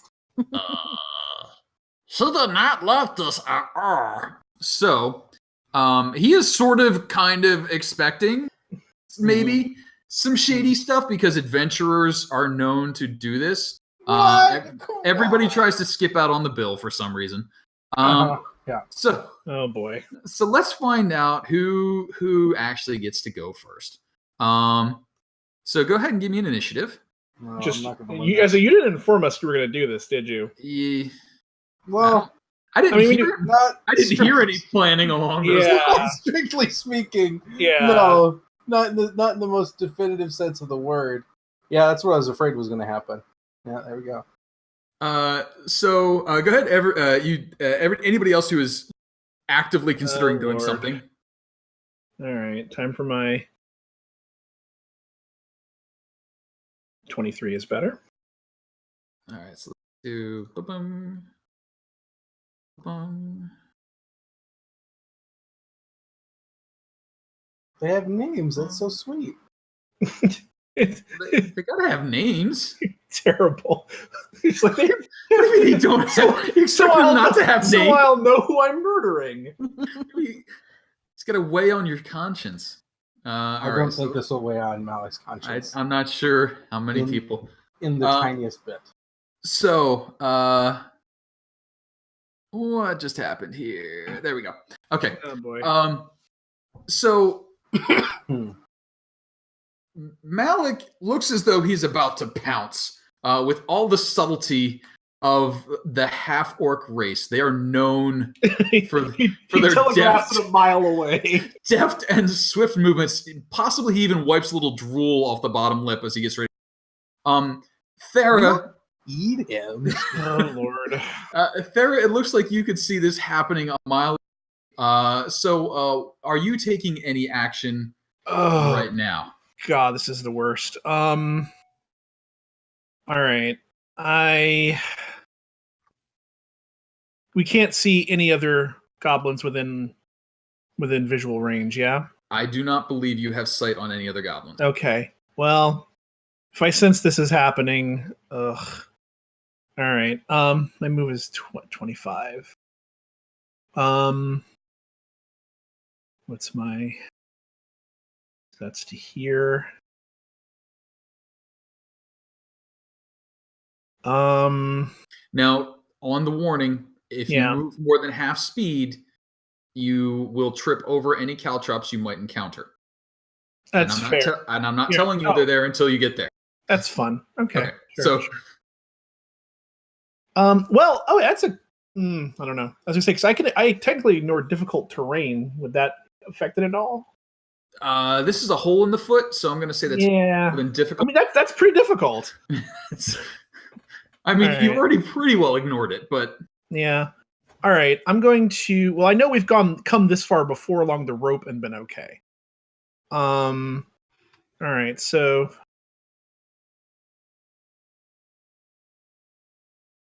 In this situation, then, oh Lord, the worst. So there's light from his, light from that.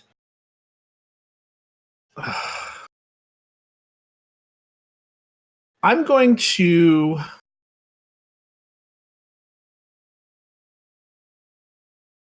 Ugh.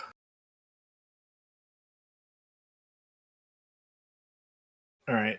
Yeah, better safe than sorry in this case. If I'm out front like this makes me more of a target than if they accidentally shoot their friend. So we're going to go 5, 10,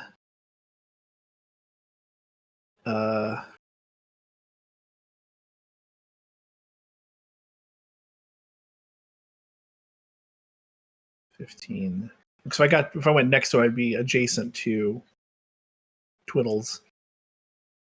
20, 25 to here.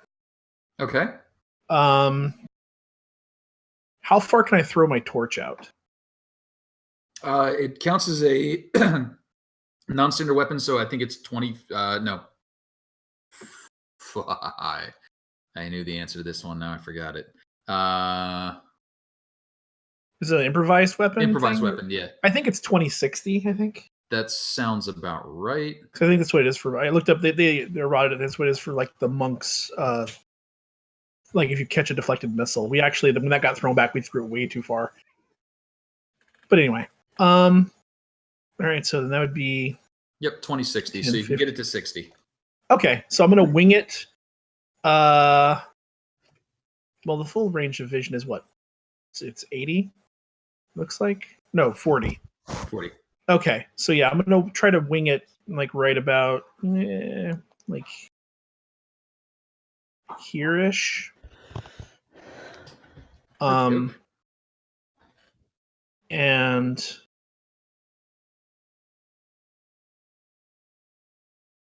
because I know you got the light set on me, so Yep, give me I one don't know how second. you want to decouple that. And then after doing that, I'm gonna draw my bow.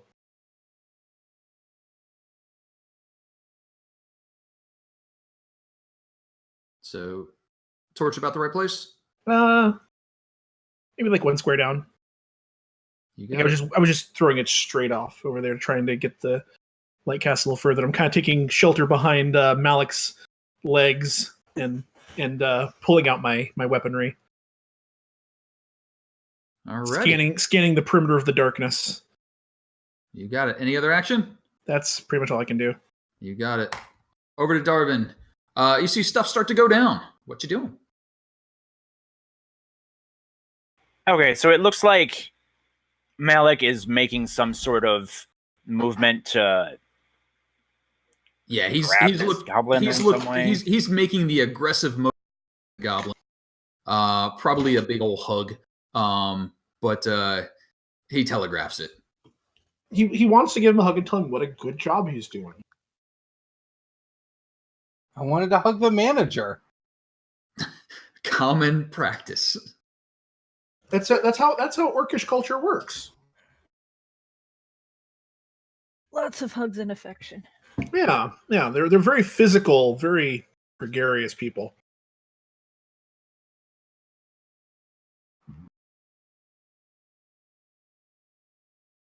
All right. I will move 25 feet, and then I will drop my torch here. And then with my free hand, I will try to grab this goblin, seeing as he looks like he might be a little bit slicker. And a bit kind of cumbersome when I do this. Doesn't look like I've ever tried to wrestle down anybody in my life. Okay. Oh man. Oh, that's not. That's a strength That's save. a strength save, but it's the same. That is a excellent description of the motion, though. And let's see if he can get the heck out of the way here.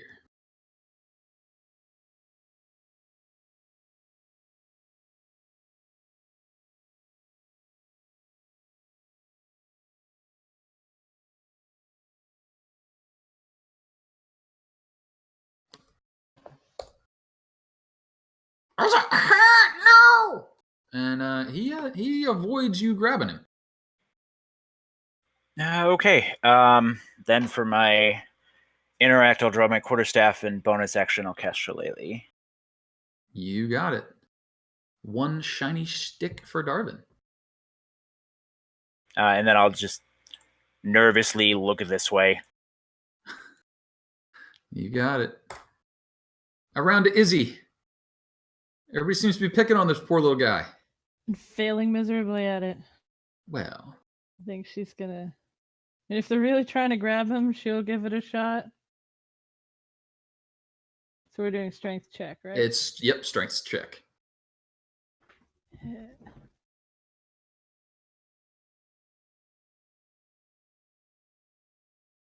No! It's a big old hug party. Oh, that's a hug. Grabs him and just picks him up off the ground. Indeed, you do. As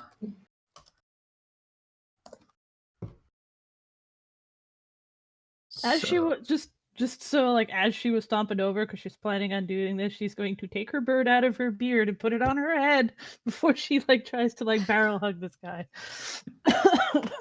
Simple interaction, bird to head. Got it. Why not? So Not grappling. squishy. You grab the creature muscle with it. You action. He is not a size larger than you, so okay there. He is grappled, and there we go.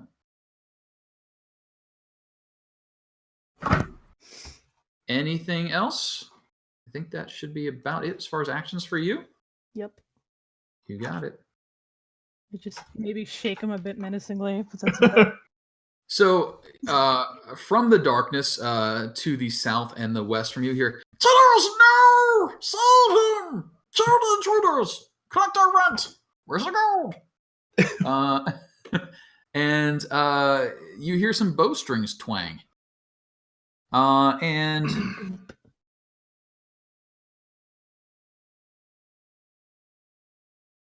which one are you? There you are. Izzy has a nice goblin shield.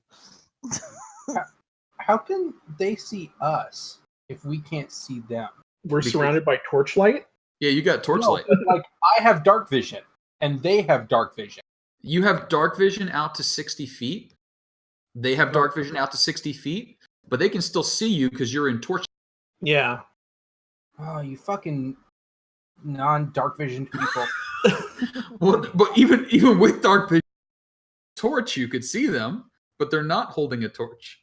So yeah, such a part. So you hear some scrambling and movement, and then a bow twang. Boom.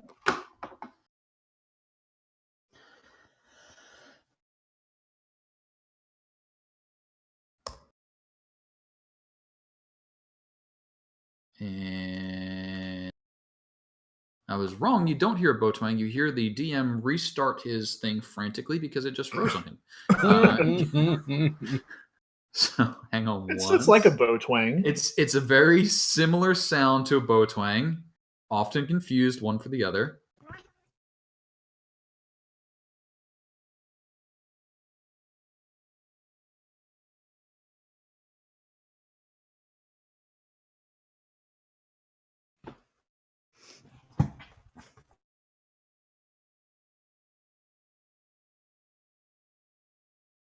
Yep, that's when the technical troubles come. Right in the middle of combat.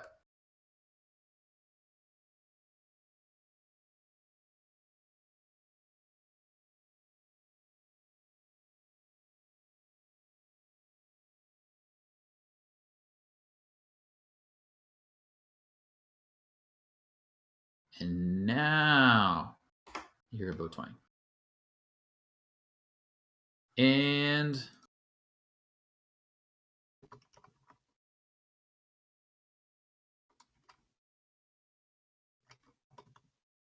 Darvin, does a 17 hit your armor class? No. No, it does not. Twink! A shaft of a short bow lands near you, but apparently does nothing. You hear another twang.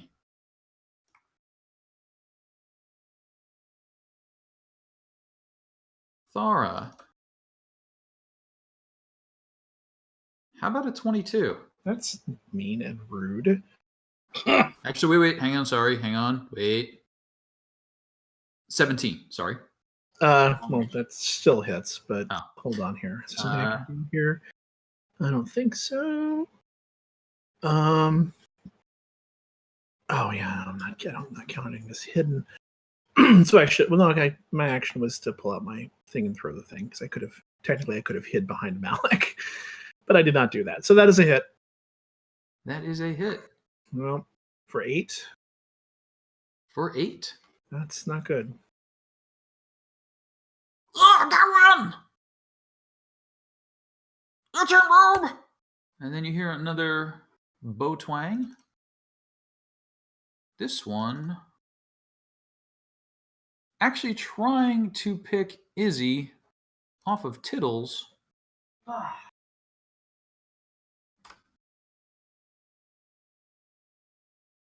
Nope. Izzy, 15 get you? I'm sorry, 11 get you? Nope. Nope. And Tittles would very much like to not be where he is. So he is grappled, and he would like to escape the grapple.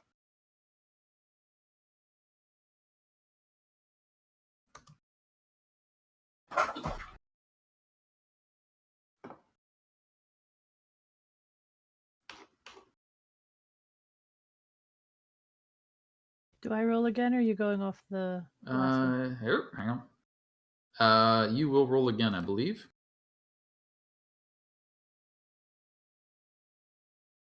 Yeah, it would be Opposed. It'll Succeed Tiddle's athletics strength. versus athletics or acrobatics versus Yep. your strength. You got it. Athletics. So go ahead. And I ran a lot of grapples in the game that was happening. There was an incident involving somebody playing Jaws out of a cistern and dragging dudes in and drowning them. That happened.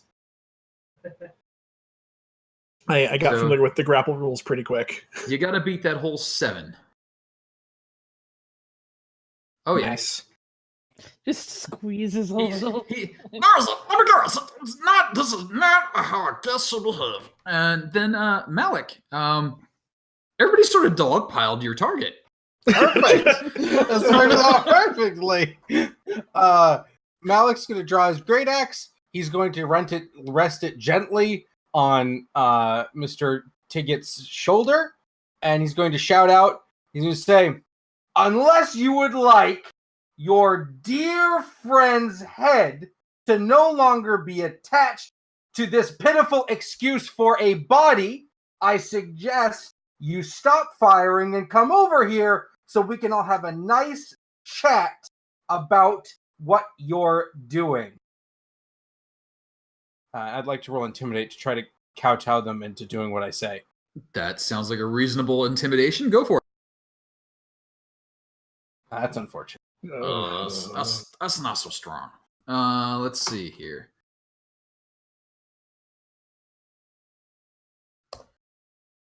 They're just not that shocked.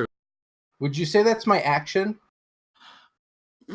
Well, resting the axe on his neck sort of curtails a lot of activity. What else are you thinking you want to do? Could I hit it with my elbow to stick it into his neck? Because it's right there. Wow.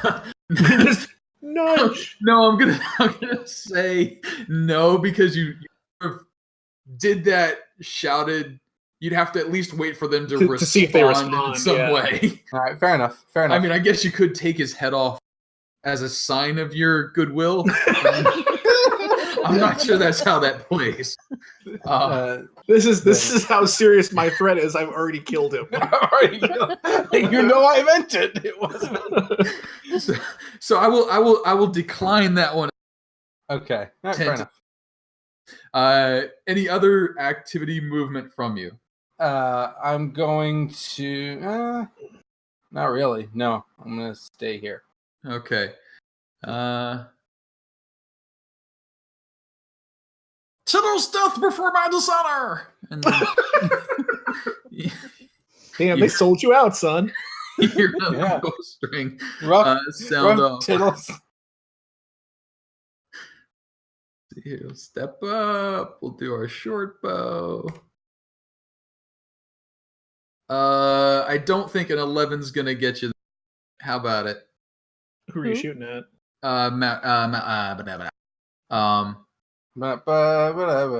Exactly. Bada. I am shooting at Malik. Yes. Yeah, no, that's not gonna do it. That is not going to do it. So that brings us along to our Thera. Yeah. You're looking a little rough, but yeah, very very much so. I'm hurting pretty bad. I don't like that.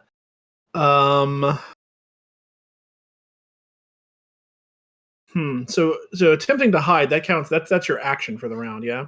Hiding is an action unless you have a special effect that lets you do it. Right.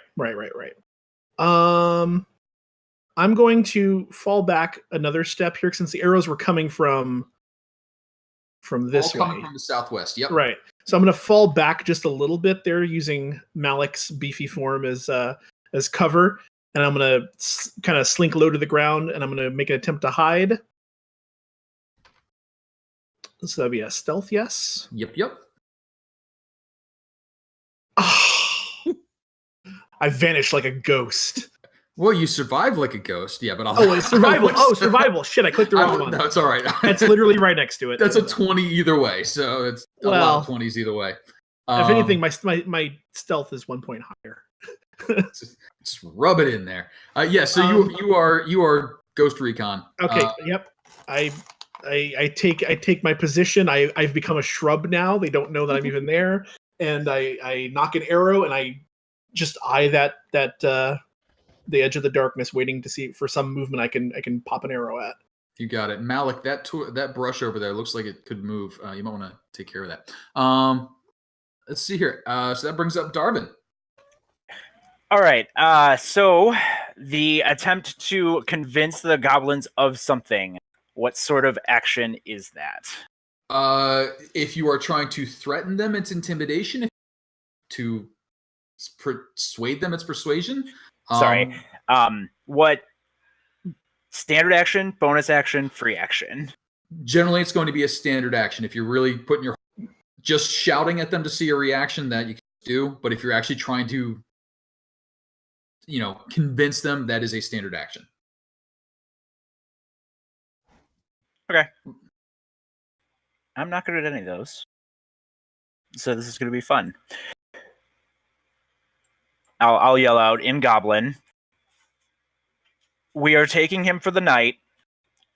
He is the price of our rent. You will have him in the morning. End of discussion. And then whatever charisma roll you want me to roll, I will just roll any of them because they're all the same. And I will use my inspiration on this roll. Okie dokie. Nice. 17.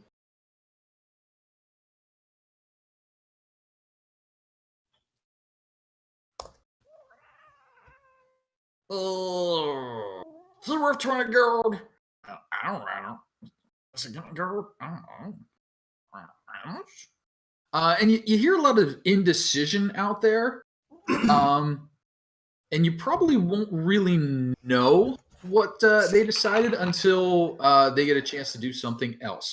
But Izzy's kind of acting at the same time you are. So, Izzy, what are you doing? She's gonna keep him still. Maybe I was thinking maybe like just kind of get him around the throat just to try to not snap his neck, but he can't. You're gonna try to choke him out. Yeah, make him pass out. But like is the axe like up on his neck, so she probably can't get there. So you can knock a creature unconscious by doing. You can pull your punches in. So any which way you want to do it, you can bash his head against the ground. You can choke him. You can squeeze him till he pops. You have those options available to you. Yeah, she's gonna just try to make him fight less. just arm around the throat. And what do I roll for that? Go ahead and give me an attack roll. And you're gonna have a bit of an advantage since he's grappled prone. And you're basically just trying to knock him unconscious, right? Would I have the proficiency for that, or no? Like if I'm doing a regular attack roll. Like an unarmed combat? Everybody has unarmed combat. Well, yeah, but like, do I just roll my short sword for this? Oh yeah, it's fine. Okay. Well, not so much. He's wiggly. He is a wiggly little fella. Trying. Doesn't. And so yeah, you don't do any more damage. I mean, he's still grappled. He still has not got away from you.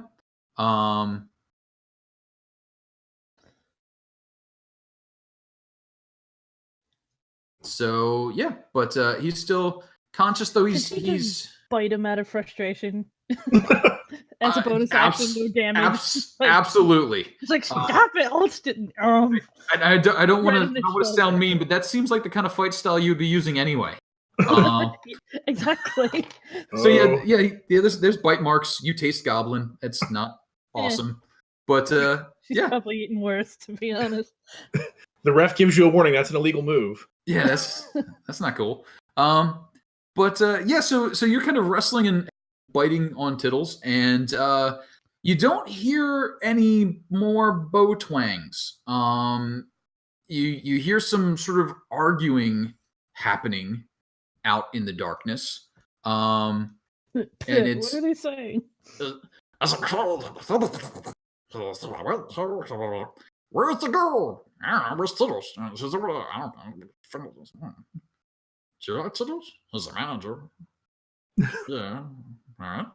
So, I mean, it's just, they're sort of talking it out. Without management, they're effectively hamstrung. Yeah, so nobody seems to know what to do right now. And that goes on for 6 or 7 seconds, and that brings to Malik, whose first threat didn't really land, but the, not making them show up to make this problem go away seems to have gone over better with them. But you got an axe on Tiddle's neck. You can see that he's being chewed on by your loyal companion. What you doing? Okay. Seeing the way this plan is going, Malik's going to lean in and sort of grab Tiddle's head and say, I would suggest you stop struggling. And I'm going to pull out manacles and try to attach them to him and see if he takes my well-intentioned advice. So, you was not paying the gold, huh? and he sort of hangdog holds his hand up. This is why we don't set up shops in this sort of town. I manacle him, and I guess I'll hold on to the manacles so we can start dragging him back. Because I don't want to start moving because he still he still got him. And I don't want to drag her along like gnawing on his head. So yeah, so that cycles around. Roy doesn't take a shot at you guys. Complete ghost at this point. What are you doing up there?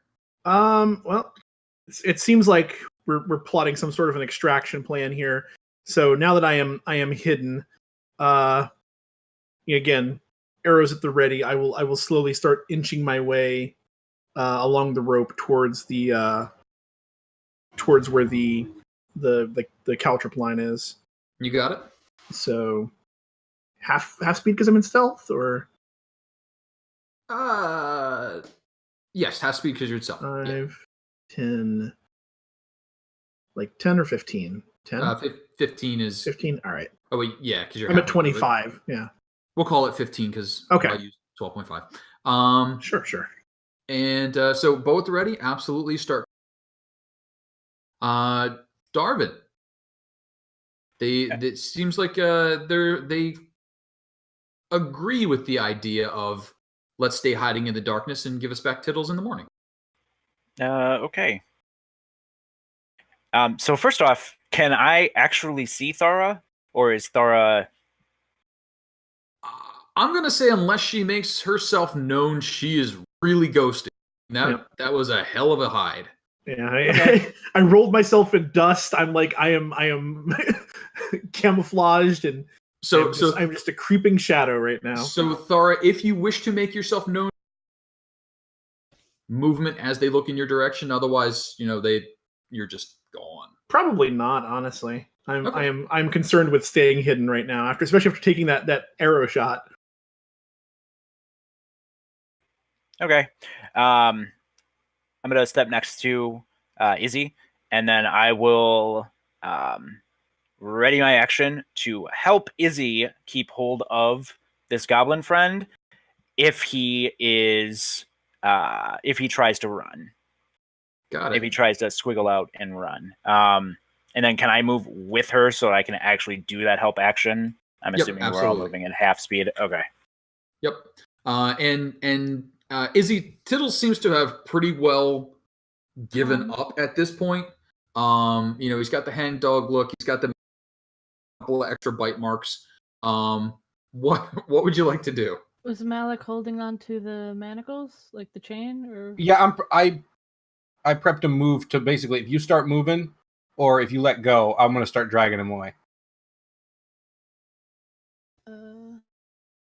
So yeah, basically all three of you are going to be dragging this goblin I think, along. like if he's manacled and Malik has a good hold on the chain, she's gonna like let him go and like help drag him, but not entirely let go, but just stop grappling him. Okay. So yeah, you kind of extract yourself. You make sure. Should he try anything? He doesn't seem like he's feeling all that brave right now. He's got that hangdog look.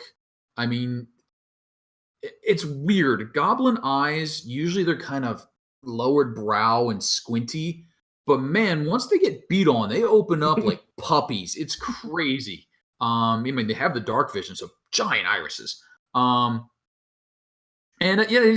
I was just trying to run a business, be happy, with the wife and kids, and sob story all the way. But yeah, absolutely, you guys can move him along to the camp. Is the plan? I think so. That is what I would like to do. You guys got it. You start moving them along. Leaving your torches or taking your torches? I will leave my torch, and I will keep my shield light. Yeah, obviously I left mine behind. You got it. And where would you like to deposit Tittles once you arrive in camp? I'll keep him next to my bed, I suppose, if no one has any objections to that. A little weird, but sure, why not? I want to keep an eye on him. Sure. Now, is there any sort of breaking this to Maloney and the crew when we get back? Or is it just like we come back with this goblin in chains and Malik drags him off to his tent without a word? I don't have a tent. It's just a bedroll. That's really all up to you guys. So what do you say as 12 scared, feeble people, Maloney, Jacques, and Kira? We gained a friend. And I'll kind of look at him, look at Malik, and be like, "Nah, yeah, a friend. We made it. We made a deal." And as we get back to the circle of the firelight, suddenly, from the dust and dirt of the ground, there's a little shuffle of fluff and dirt, and Thara is just kind of there. What looked like a patch of ground a moment ago, and she's shaking dust out of her eyes and nursing the arrow wound. That was quite unpleasant. Wait, the transcript out on the bill.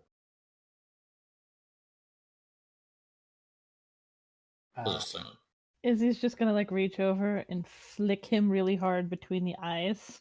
Ow! Wow! Shh. Only captivity now. I'm going to take out I guess I've got a javelin. I'm going to take out a javelin. I'm going to thread it through the chain of the manacles, and then using my my shovel, I'm going to hit the flat part of the shovel on the butt end of the javelin and drive it into the ground like a spike. Okay. You have successfully spiked the manacles into the ground, securing the goblin. Exactly. I say, don't move, don't touch anything, don't make any sudden movements, don't try to talk to anyone.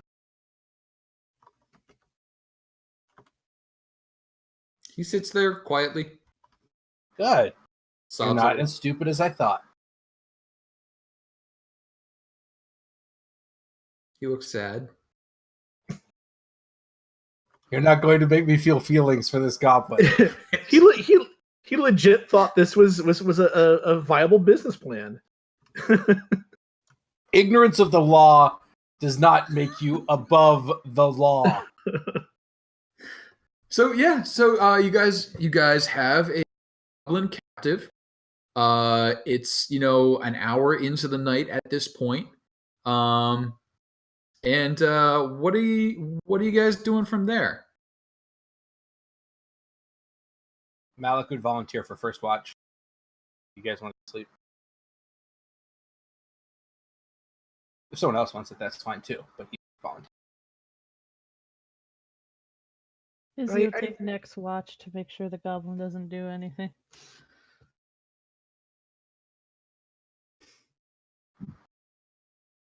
Thara, that sounds like you'll get sleep. So after your short rest, if you want to take your hit, you're a little bloody. Yeah. Kind of well, okay. So, you're saying after the two watches.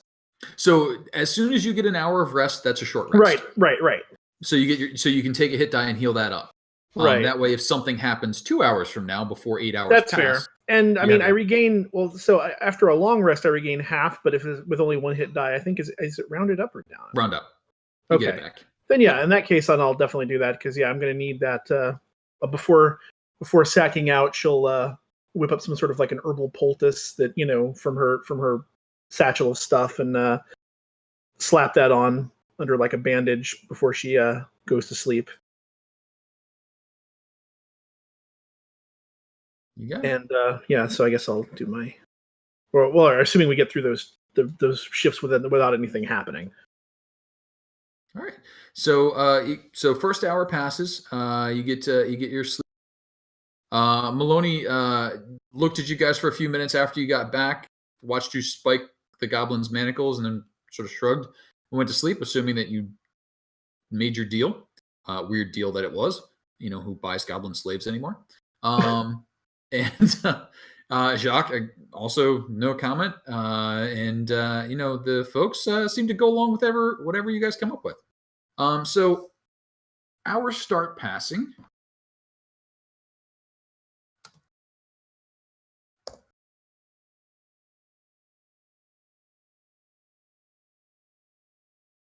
And midnight swings past.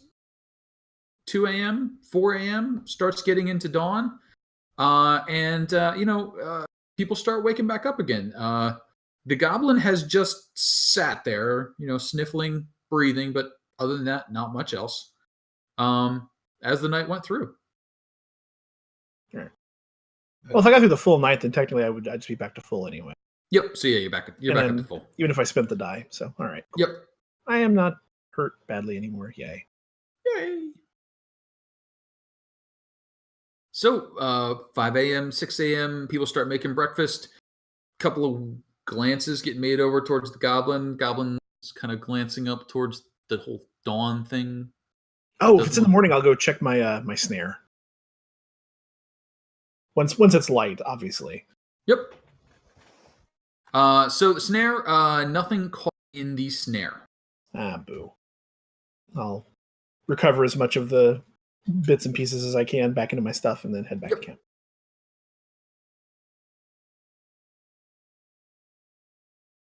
And Tittles sort of keeps glancing up towards the sun, meaningfully over to you guys, up towards the sun, meaningfully over to you guys. After we get up and it's daylight out and it's relatively safe to move, I'm going to reattach the rope to the ring on the bottom of the chest. You got it. Knots right back on there.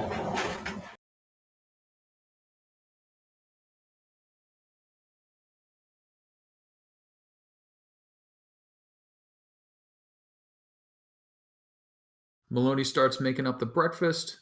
Everybody starts getting underway. So they're all pretty much ready to move at this point. All right. This is when we should return the goblin. Yeah, I mean, if everybody's ready to move, I'll open up the chest. Are we going to put the goblin in it? We made a deal. The goblin is the rent. We put the goblin in the chest and we let them know to take the chest. Everybody gets out safe. Everybody's happy. Can he fit in the chest? Can he fit in the chest? Is it gonna cause the red? Well, yeah, otherwise someone might steal the rent. Or Or you might fall out. We're gonna say he's a small creature and he's mostly skin. So yes, you can make him go in the chest. There will probably be some bruising and dislocation. But yeah, I mean, you're strong people. You can do it. You can force a goblin into a chest. This feels unnecessary I mean, and cruel. But it's funny. From the person who earlier was prepared to completely slaughter them. Yes, slaughter them, not maim them for no reason. I mean, What is maiming? I mean, he Look, may not take lasting harm from it, but yeah, you're cramming a creature into a box. It's a little too creature. That's your call. look, you can do it if you want. That's fine, but I won't help. And I want my manacles back too. And I'll waste them on him. Tiddles is like arms straight out. He's like, take. All right. I Well, grab let's Tiddles. put him in the chest first, and then we can take the manacles off. I was of gonna say him. like Izzy was gonna grab like the back of his hair before they take the manacles off. If they need insurance that he won't bolt, I can draw a bead on him while they're doing it. Mr. Tiggles, what's your preferred weapon? My whip. Your whip. Are you? That's yeah. Okay, that was a poor choice, Mr. Tiggles. I think this is fair. And before we stuff him in the chest, and before we take the manacles off of him, Malik is going to hold him onto the ground with one like boot, and then he's going to take the great axe and he's going to remove his right hand. Oh Jesus! Okay. So you took the manacles off. No, manacles are still on. Manacles They'll are still come off on. after this though because of the missing hand. At least half of it would. Well, one of them, that Yeah. won't. Part Yeah. of that is not maiming him. Oh no, it's maiming him, but it's maiming him for a purpose. This is the Okay. punishment for banditry. He can now no longer wield a weapon. He can't fire a bow. He'll be reliant upon others. This is the punishment he needs to suffer for attempting to extort and steal from travelers. Maybe then he'll learn his lesson. I suspect not. But everyone deserves a chance, and I'm giving him that chance. Thara holds up a finger. Alternately, they could make certain to leave some signage in the common tongue so travelers could understand. Just a suggestion. So they could understand the extortion. She says just a suggestion, and then she kind of backs away. So hang on. When you decide you are Sorry, you cut out. You're cutting sorry, out. when you decide to swing the axe, make your attack roll. Yeah, that's a hit. and a half. Woof. Okay. So roll a damage, Uh-huh. and that is a handless goblin. Perfect. I will then, as he's howling, I imagine, and he does not strike me as the strong and stoic type. I will reach down, Sadly not. and I will grab the stump, and I will use 1 point of lay on hands to heal the stump so it doesn't bleed. He doesn't bleed out. Is that something I could do? Absolutely. Yeah. I mean, that's a point heal. Yep. So I grab it, I heal him for the point, and I say, "Don't waste this chance." Whatever your name is, and then I remove the manacles from him. Yeah, there's still a lot of rolling around on the ground, screaming, and I mean there's some horror scene stuff going on right now. I mean he's rolling in dust and ash and his own blood. His hand is laying somewhere. He's probably rolled on top of it by now. Bad stuff. He can keep the hand if he wants. Makes it feel better. You can put it in the chest with him. Yeah, put it in the chest. I gotta say, you guys go to a dark place when you get a hold of creatures. But all right. We healed the wolf. Yeah, it's true. The wolf. Go with the cute ones. So yeah, a handless goblin. You are gonna stuff him in the chest. That's what they want to do. So, I mean, he is dazed in shock. He doesn't fight a whole lot as you kind of cram him in the chest. Well, they could just make it so he's like sitting in the chest with his hand in his lap. And Yeah, let's be nice to him now. Now that it's pissed off. So yeah. At this point, the rest of the group has decided that a few seconds ago would have been good to start moving along, and they wish they. So they quickly start shuffling south. Maloney and Jacques, kind of the same idea. Let's be away from here now. So they start moving south. Anything else you guys are doing? And Kira, I didn't hear a whole lot from you during this. What are you doing as they're doing this? Well, besides attempting to say something before he cut his hand off, I guess not much of anything. Okay. I'm greatly distancing myself from this impulsive and seemingly very brutal group now. I'm more walking with Maloney and Jacques. Okie doke. All right. So yeah,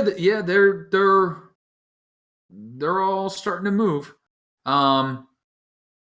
Goblin's sitting in the chest, stunned. It's sunny out. He's missing a hand. Lots of things going wrong today. Anybody else?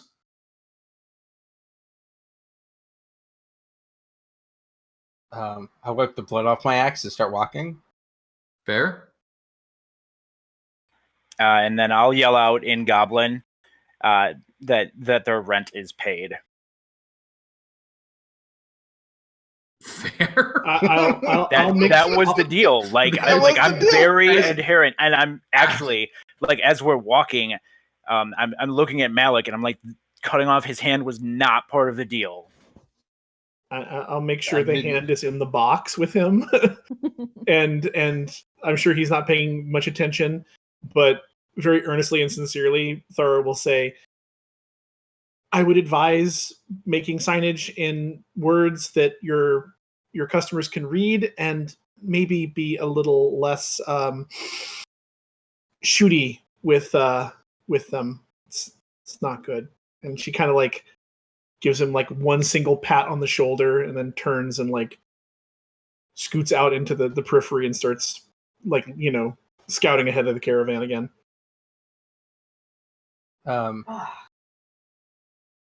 Malik would turn to Darvin and say, it was never stated in the deal, but we never expressly said we wouldn't deliver justice upon him as part of the deal either. He was returned, and he is alive, and hopefully smarter. The deal that we made was for him to be payment. We said nothing about and he was any maiming. We put him in the chest. Harming. It was not our job. It was not our duty in that moment to bring him to justice. It was our duty to protect 16 other people. And we did. I disagree. I did more to protect the 16 people and the rest of the people coming through there than you did. We made a deal, and we followed the deal. It may not have been your duty to do something about it, but it was my duty to do something about it. And I did. And I will not regret it. I do regret my rather rash actions initially. I do admit that was a mistake. However, removing his hand was neither rash nor a mistake. It was justice for crimes done. And I won't regret it.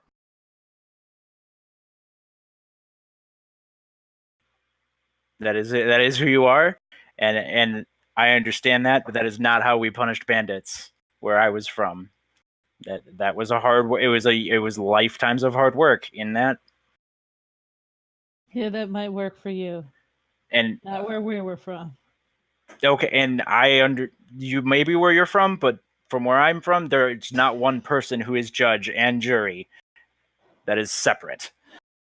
Well, when you follow the god of justice and whatnot, she says, pointing over at Malik, kind of does make you that.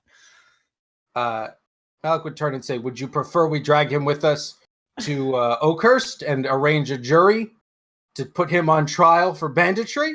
That would be breaking your deal far more than what I did. It was not our job to drag him to Oakhurst.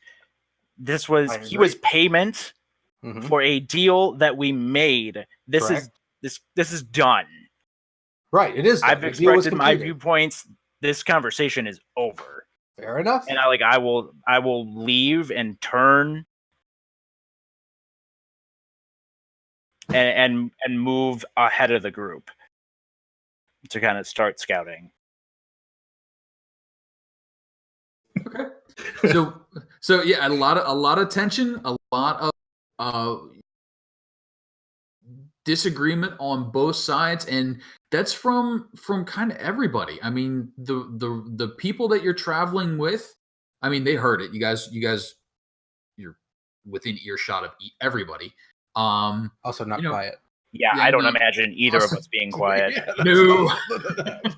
No. But I mean, there's a lot of nods to both points. And a lot of, yeah, absolutely. The big half orc was protecting us, and a lot of, well, yeah, but what happens if he thought we were the bad guys? I mean, and it both sides go in there, and it's a nervous day of travel. I mean, there's a lot of only talking to the people they showed up with, whereas the last 2 or 3 days everybody's kind of starting to get together and talk, and now all of a sudden, yeah, maybe we're not quite like those other people from these other places. But the day passes. The Ashen Plains continue just on off to the right. The crags, the hills start getting higher. They look like they're building up to become a true mountain range. And you can see Hot Now in the distance. But between the crags and Hot Now in the distance, you can see there's just a chunk cut out of the landscape. As you're continuing forward, you realize that's got to be Oakhurst Pass, which is kind of the dangerous shortcut. Still a ways away, it's still another 2 days on. But as evening comes around and you start working your way through the rest of the day, you see the village of Oakhurst in the distance. And let's take a look at what that looks like.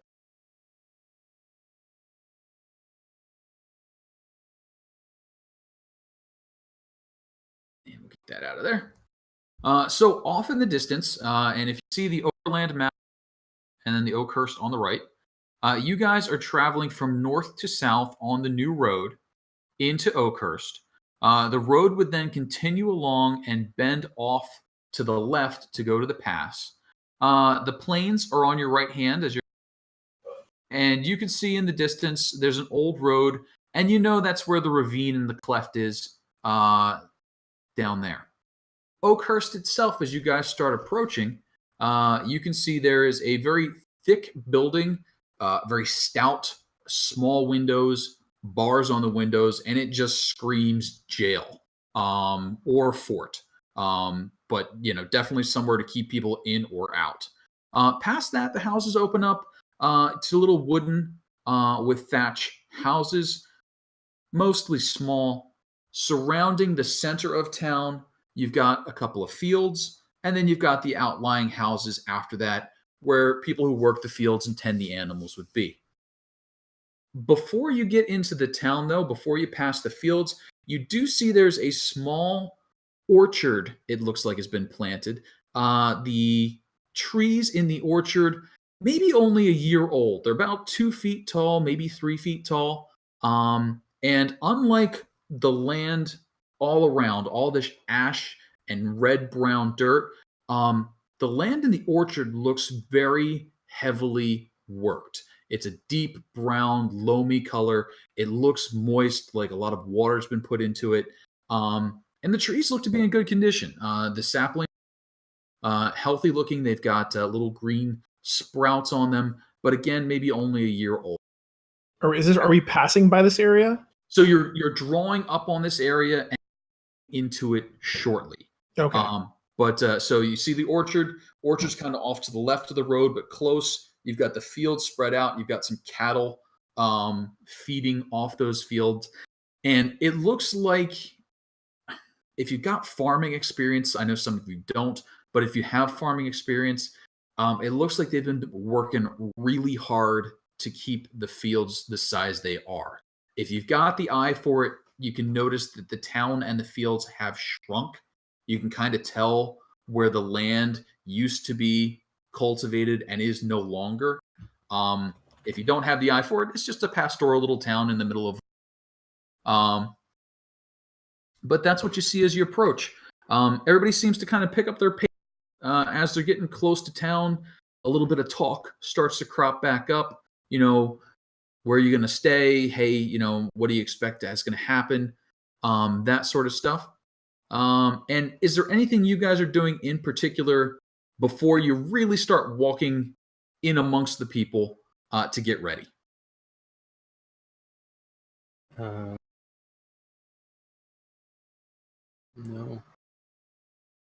I was gonna say, as we near that orchard, I'll kind of like veer off there. I want to check that loamy soil, and like I'm my assumption is that this probably isn't the kind of soil that's native to the region. Like maybe something that was brought in. It's probably more that it's just been fertilized and they've really worked it a lot. It's been worked in. I mean, you can still see the red soils in there. Okay, but it's obviously they're not going to like remove. I mean, they tons of dirt. Yeah, but it's. I mean, it's just they've enriched it as much as they can. Absolutely. Okay. Yep. They got the odd banana peel in there. Who knows? Banana. That's it. Okay.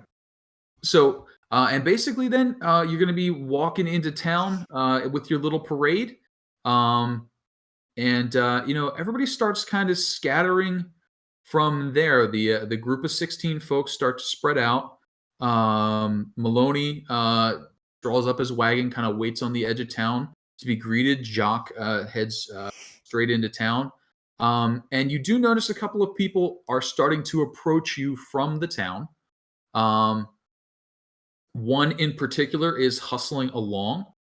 He's an older fellow, gray hair, and he's working to situate some form of ceremonial vestment, kind of a big bulky necklace with a big medallion in the middle. Looks like maybe at one point it was fur. Now it's just kind of that matted down felt kind of looking piece. Speaking of age, and he's kind of hustling up towards you guys.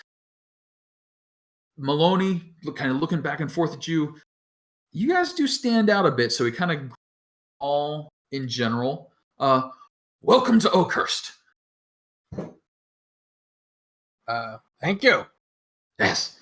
My name is Werner. I am the Burgermeister. It means mayor. Are you familiar with the term? I can't say that I am, no. It means I am in charge here. I am the nobleman in charge of this area, and we welcome you. You are here for the auction? I'm not. I don't know. Companions. Oh, how many days time is that in, according to like what I know? So it's going to be on Midsummer's Eve. It's on the solstice. So you've got about a week left to it. You're about 2 weeks from it at the top. You've spent 4 days on the road, so you got about 10 days. So you've got about 11.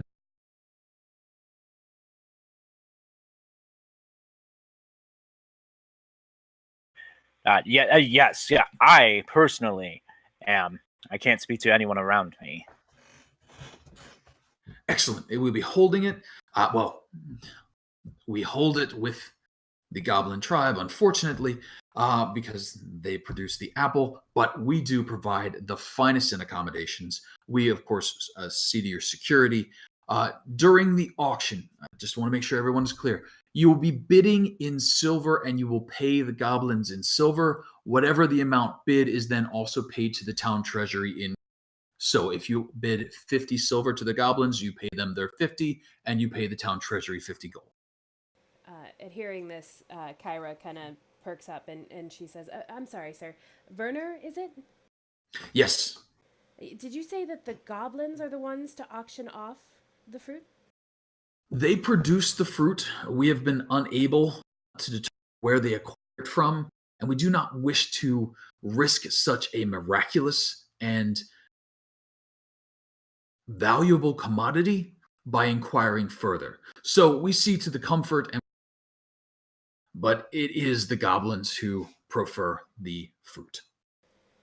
Understood. Thank you for letting me know. And she just kind of nods and then looks back at really just the whole rest of the 4 people, and it just kind of nods and that doesn't say anything else.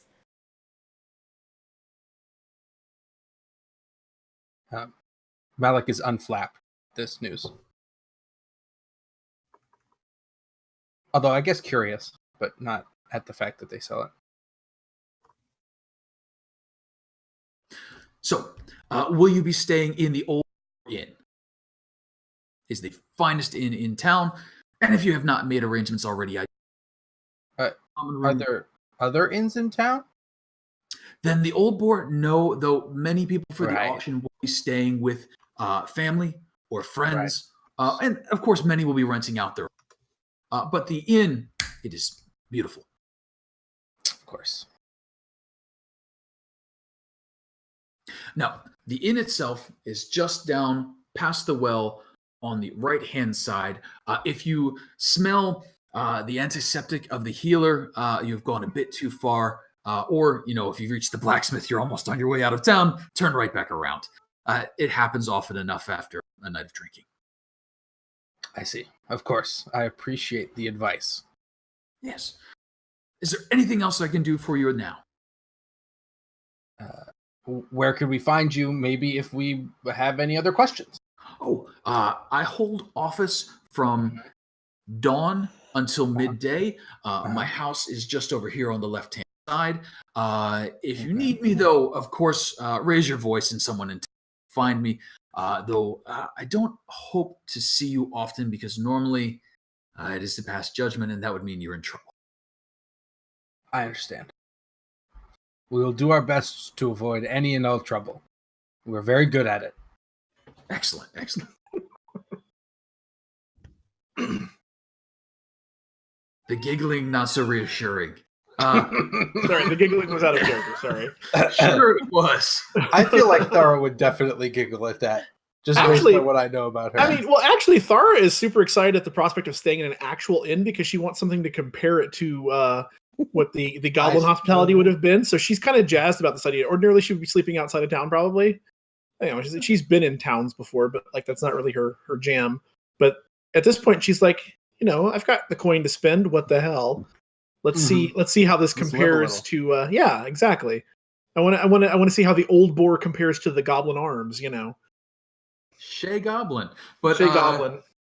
So looking over the town, center point of the town is well, and it looks like it gets a lot of use. And you guys don't see much in the way of other wells. Most of the time, if you're in town, you'll see 1 or 2 or 3. This one's just got the 1, and it seems to be where everybody gets their water from based on how often people are walking over to it and walking away from it. Looks to be in good repair. Also of note in the town, there is a general store, real big sign, not written in Goblin, calling out to you. And there is a small, and then, of course, the blacksmith and the healer, as mentioned. All right. And where would you guys like to head to first? And feel free to wander about. Probably Malik would at least want to go to the end to secure rooms. Yeah, I want a room. Okay. So you guys head to the Old Boar Inn, and the Old Boar Inn looks something like this. And you guys are probably seeing a whole lot of black right now. Yep. Mm-hmm. It's just because I'm looking at pictures of Idris Elba on my other screen. Wow. Well, he's an attractive man. Excuse me. I'm not denying that. It's just that's for your private time. You don't need to tell us. It's for all the time, really. Oh man, you did all of the the wall lighting too. I appreciate that. I like that. Yeah, no, I was As someone futzing who around does with that, Yeah. I appreciate when others take the same time and go crazy like I do. All right, so you guys should now be able to see. Mhm. I hope everybody got it ready. So the inn is full of people right now. A bunch of new people arrived in town. Everybody's making arrangements. The behind the bar is a stout man, a little gray at the temples, human. And you've noticed moving through town, most of the people around are human. There is a small but noticeable minority of halflings, and then very few of the other races are represented, but they're here and there. Man behind the bar, his name is Garen. You pick that up almost as soon as you walk in because his name gets yelled a lot, usually followed by an order for beer or whiskey, which he provides. Other folks are scattered about. Their name's a little harder to catch, but that's what you see as you walk in.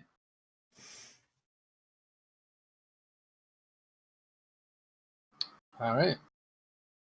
I am going to go up to this gentleman behind the bar. Mhm. And I'm going to sit down on a bar stool. And I'm going to say, "Excuse me, bartender? Yes. What can I do for you? We're looking for rooms." I have 2 rooms of the finest quality and the common room upstairs. Which 2 would you rooms, like? you say? Yes, 2 private rooms, both Mhm. able to sleep 2 comfortably. You can invite in more if you wish. I'm not going to make a concern over it during the auction, but the room. And how is common room? What are the arrangements like in there? Oh, it's a common room. It's It's pretty size- common. Yeah, you've seen hundreds. It's the upstairs. Excellent. Keeps it nice and warm in the winter, cool in the summer. The breeze comes through. It's beautiful. I have single beds against the walls under the eaves, and then in the center of the room where the ceiling's a little higher bunk beds. I see. If you'd like, you can go upstairs and take a look. I'll take a bed in the common, I suppose. Excellent. That'll be two silver per evening. I will suggest if you plan on staying for the auction, you may wish to reserve your bed in the head. Once they're taken, you can pay someone to leave, but you have to pay me to stay. Okay, that's kind of weird, but sure, yeah, I'll just do this. What, 7 days? Sure, 7 days. 14 silver. Yeah, I think I just got swindled, but it's From down behind the bar, a voice drifts up over. How much are the rooms, the regular rooms? The regular rooms, 2 gold per night. Jesus. Huh. I only have 2 Sorry. at the auction. Dear. I only have 2, and the auction is just 2 weeks away, a little less. So, should any Nice. nobility show up, I must keep them free for the nobility, or at least someone who pays like the nobility. Thara opens up her pouch and fingers the 10 gold in there and Wow. is weighing the thoughts. She fishes out 2. Again, you hear this voice coming down below, and suddenly there's a jump and hand comes over the top of the bar and slaps 2 gold on top of the bar. It says, "1 room, please." He's super gargoyle for everybody else. He's not gargling, he's just coming in and out a lot. Am I? We've been doing it all night. Usually, we'll just use the sentence. I will work on that. I don't know if it's your fault or not. Maybe if you turn your mic sensitivity up a little. That's true. I didn't think about that. Let me hit a I button. generally assume I'm heard unless somebody says otherwise, but yeah, it's mostly at the end of sentences, we'll lose the last word or 2, and so maybe it is just a mic sensitivity thing. I assumed it was just a connection issue.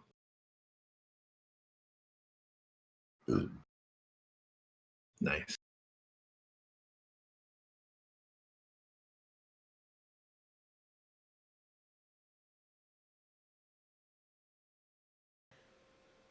Did the bartender say that the private rooms were 2 gold per day and could sleep 2 people or 1? Or didn't matter? He said ordinarily 2, but we could cram more in there if we wanted to.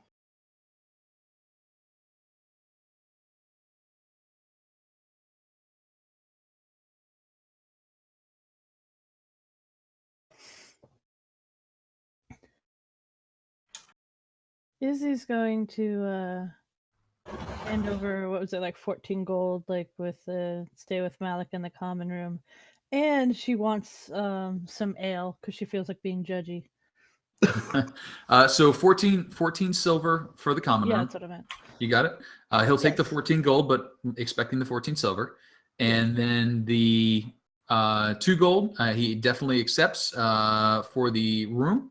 And immediately presents a key from his belt in response to the room. And he says, you'll be taking the room on the left as you come around the corner. The baths are through. Just let me know when you'd like one drawn for you. And any other amenities, of course, are included. The meal will be served for breakfast, for dinner and for breakfast. Nice. So, Is there a chest somewhere that we're supposed to leave the other money in, or a chest? where do you drag it to? Is it out back? No, Thara, there's no chest. That's not a normal thing. Oh, okay. Well, I was just checking. I appreciate your attempt at honesty, but it is unnecessary. Why would I not be honest about this? I just said I appreciated it. Just because it's expected doesn't mean I can't appreciate it. So Garen looks pretty thoroughly puzzled at that. But lets it go. I mean, you paid, so you get to stay. Yep. Jumps, snatches the key, and heads up to figure out what her room is about. You got it. So where he's pointing is off in this direction. And you guys probably can't see that because I was on the Because it's in the dark. wrong section. Let's try that again. How about over here? Okay. So if you come around here, that's where he's pointing. And then he kind of there? said first room. Ah. You got it. So that is your luxurious bedroom, and it is actually quite nice. It does have a chest, which was one of the reasons he was very confused. It does have a chest. It does have a bed. It's very finely made. It's got a little room and a desk and candles, windows that you can open and close with shutters to lock. All kinds of amenities, and you know that it's laid out to be ready for nobility. So. And you being a halfling, you've got acreage of bed to work with there. I was gonna say, still dusty from the road. She like tosses her equipment and pack and everything down over next to like the little desk area on the floor. Kind of looks around, hands on her hips, just kind of surveying the room, nodding slightly to herself, and goes, "Yeah, okay." And she just like kind of like dives into the center of the bed. You got it. So take the 2 gold off, and you're living large. Common room. Common room is upstairs, and it sounds like 2 people have paid for the week. And Kira, sorry, I keep doing that. You kind of see them all moving about. What are you doing as you come in?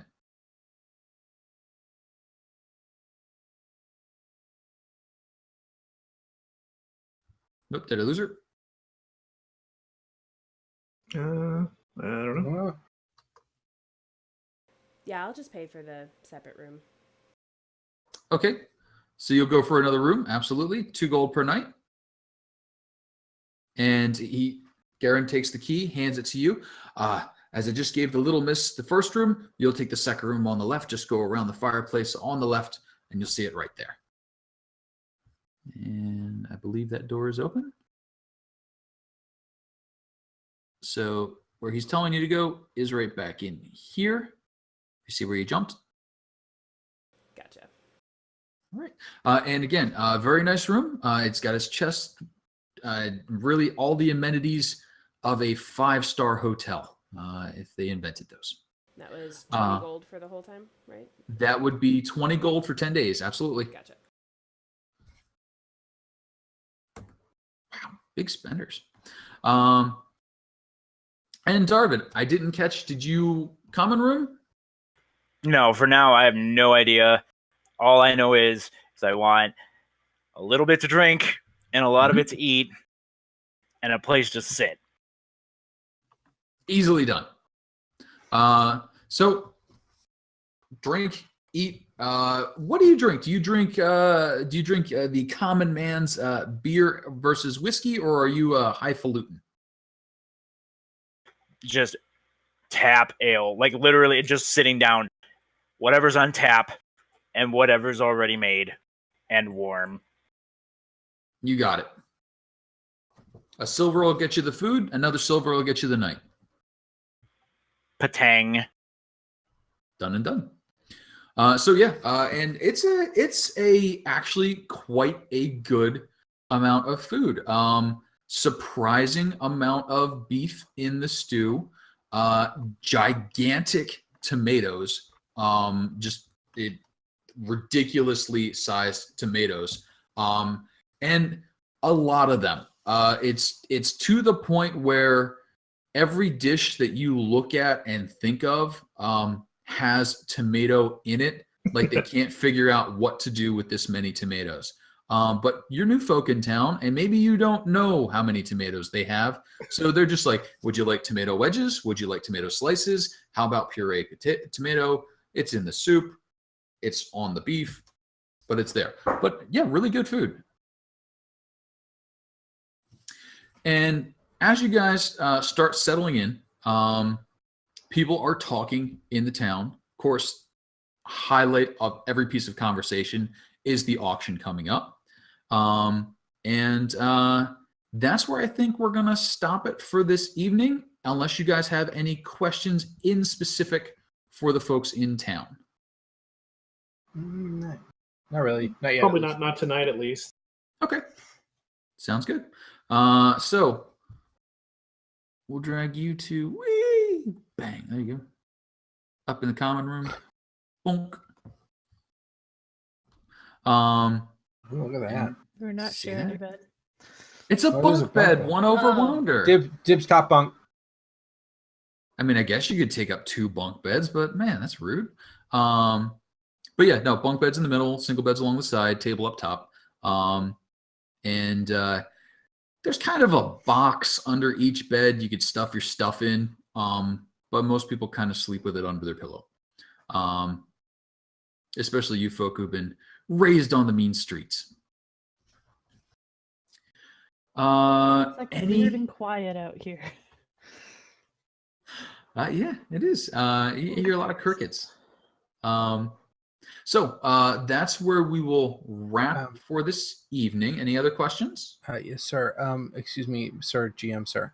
Yeah. I have just one question. It's a small question.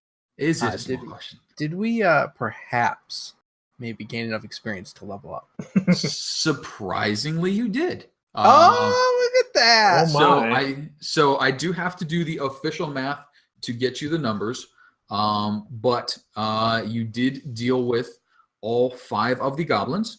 You did. I mean, kind of, yeah. You did rout them. So they are not dead, but they are routed. And you removed the hand of one. Yeah. Are we keeping track of experience? I don't have any from the first session. He posted it. He posted it in the chat on. I totally missed it. I want to say Mumble Discord. Yeah, Mumble. You're at 140. I used to use I used to use Mumble. So there's actually a follow-up question for you guys. I don't normally touch character sheets without talking to people first. So here's the question. I can just apply experience as you guys earn it, and that'll just mean your experience will jump up on your character sheet, or I can tell you about it and you can add it yourselves. Which would you guys like to do? Could I propose a third potential alternative, which is sure. We make like a handout on Roll20 that we can all see, that like you just add in like session 1 experience this much, and then session 2 experience this much, just so it doesn't get lost in the chat. Yeah, exactly. Sure can. I will make one of those in just a second. Cool. So I will get that added in. But yes, you guys will have enough to make it to second level, and then a little bit of change depending on who you are, but not enough to make it to third. So please go ahead. Doubt me. Well, please go ahead and take your second levels. If there's anything you guys are seeing that you would like to tweak on your character sheets, please do so almost immediately, because I'd like to make sure everybody's locked in. I did definitely notice a lot of tension and some character, some character conflict, which you guys will be receiving some reasons to ignore in the near future, at least enough to work with each other. Well, that's good. So We'll see how that goes. Remember will the be a little- fireworks you were talking about? We'll be a Make little it happen. strong army, but we'll get you guys moving through. How has everybody been liking so far? I haven't. I'm- It's been a thing. Yeah, no, I'm enjoying it so far. Okay. It's definitely a different dynamic than the other group, Well, you get to say the least. yeah, a little bit of a different swing on this one. And Yet still arguing. Well, different ways. Like we went from like slightly oblivious, but like, you know, generally well-meaning and kind of happy felon to axe swinging hand of justice. I said I wanted to play a very different character. So, a quick question, because I know some people go one way, some people go with the other. There are some rumors and information that you will have available to you in town. Cool. Would you guys prefer a bar/sit-down scene where you start hearing those, or do you prefer to just get those effectively out of character so you can read up on those? Good question. I don't really And I'm sort of tossing this out now because this is kind of the testing part of the adventure before we get Right. into Ravenloft, where it'll be more. Where everything goes to hell. Yeah, well, it'll be more. I know which way to go on it. Right. And don't worry about answering immediately. Give it a little thought. And if everybody says, "Hey, it sounds cool," just to get effectively, hey, the bartender would say this, posted up journal style, I'll do that. If you prefer to hear me pretend to be Garen and say in my rough voice, "Oh, hey, this and this," I'll do that. Okay, noted. It lets us either move quicker into more of the crawling aspect, or focus more on the RP aspect, or hit the mix somewhere in the middle.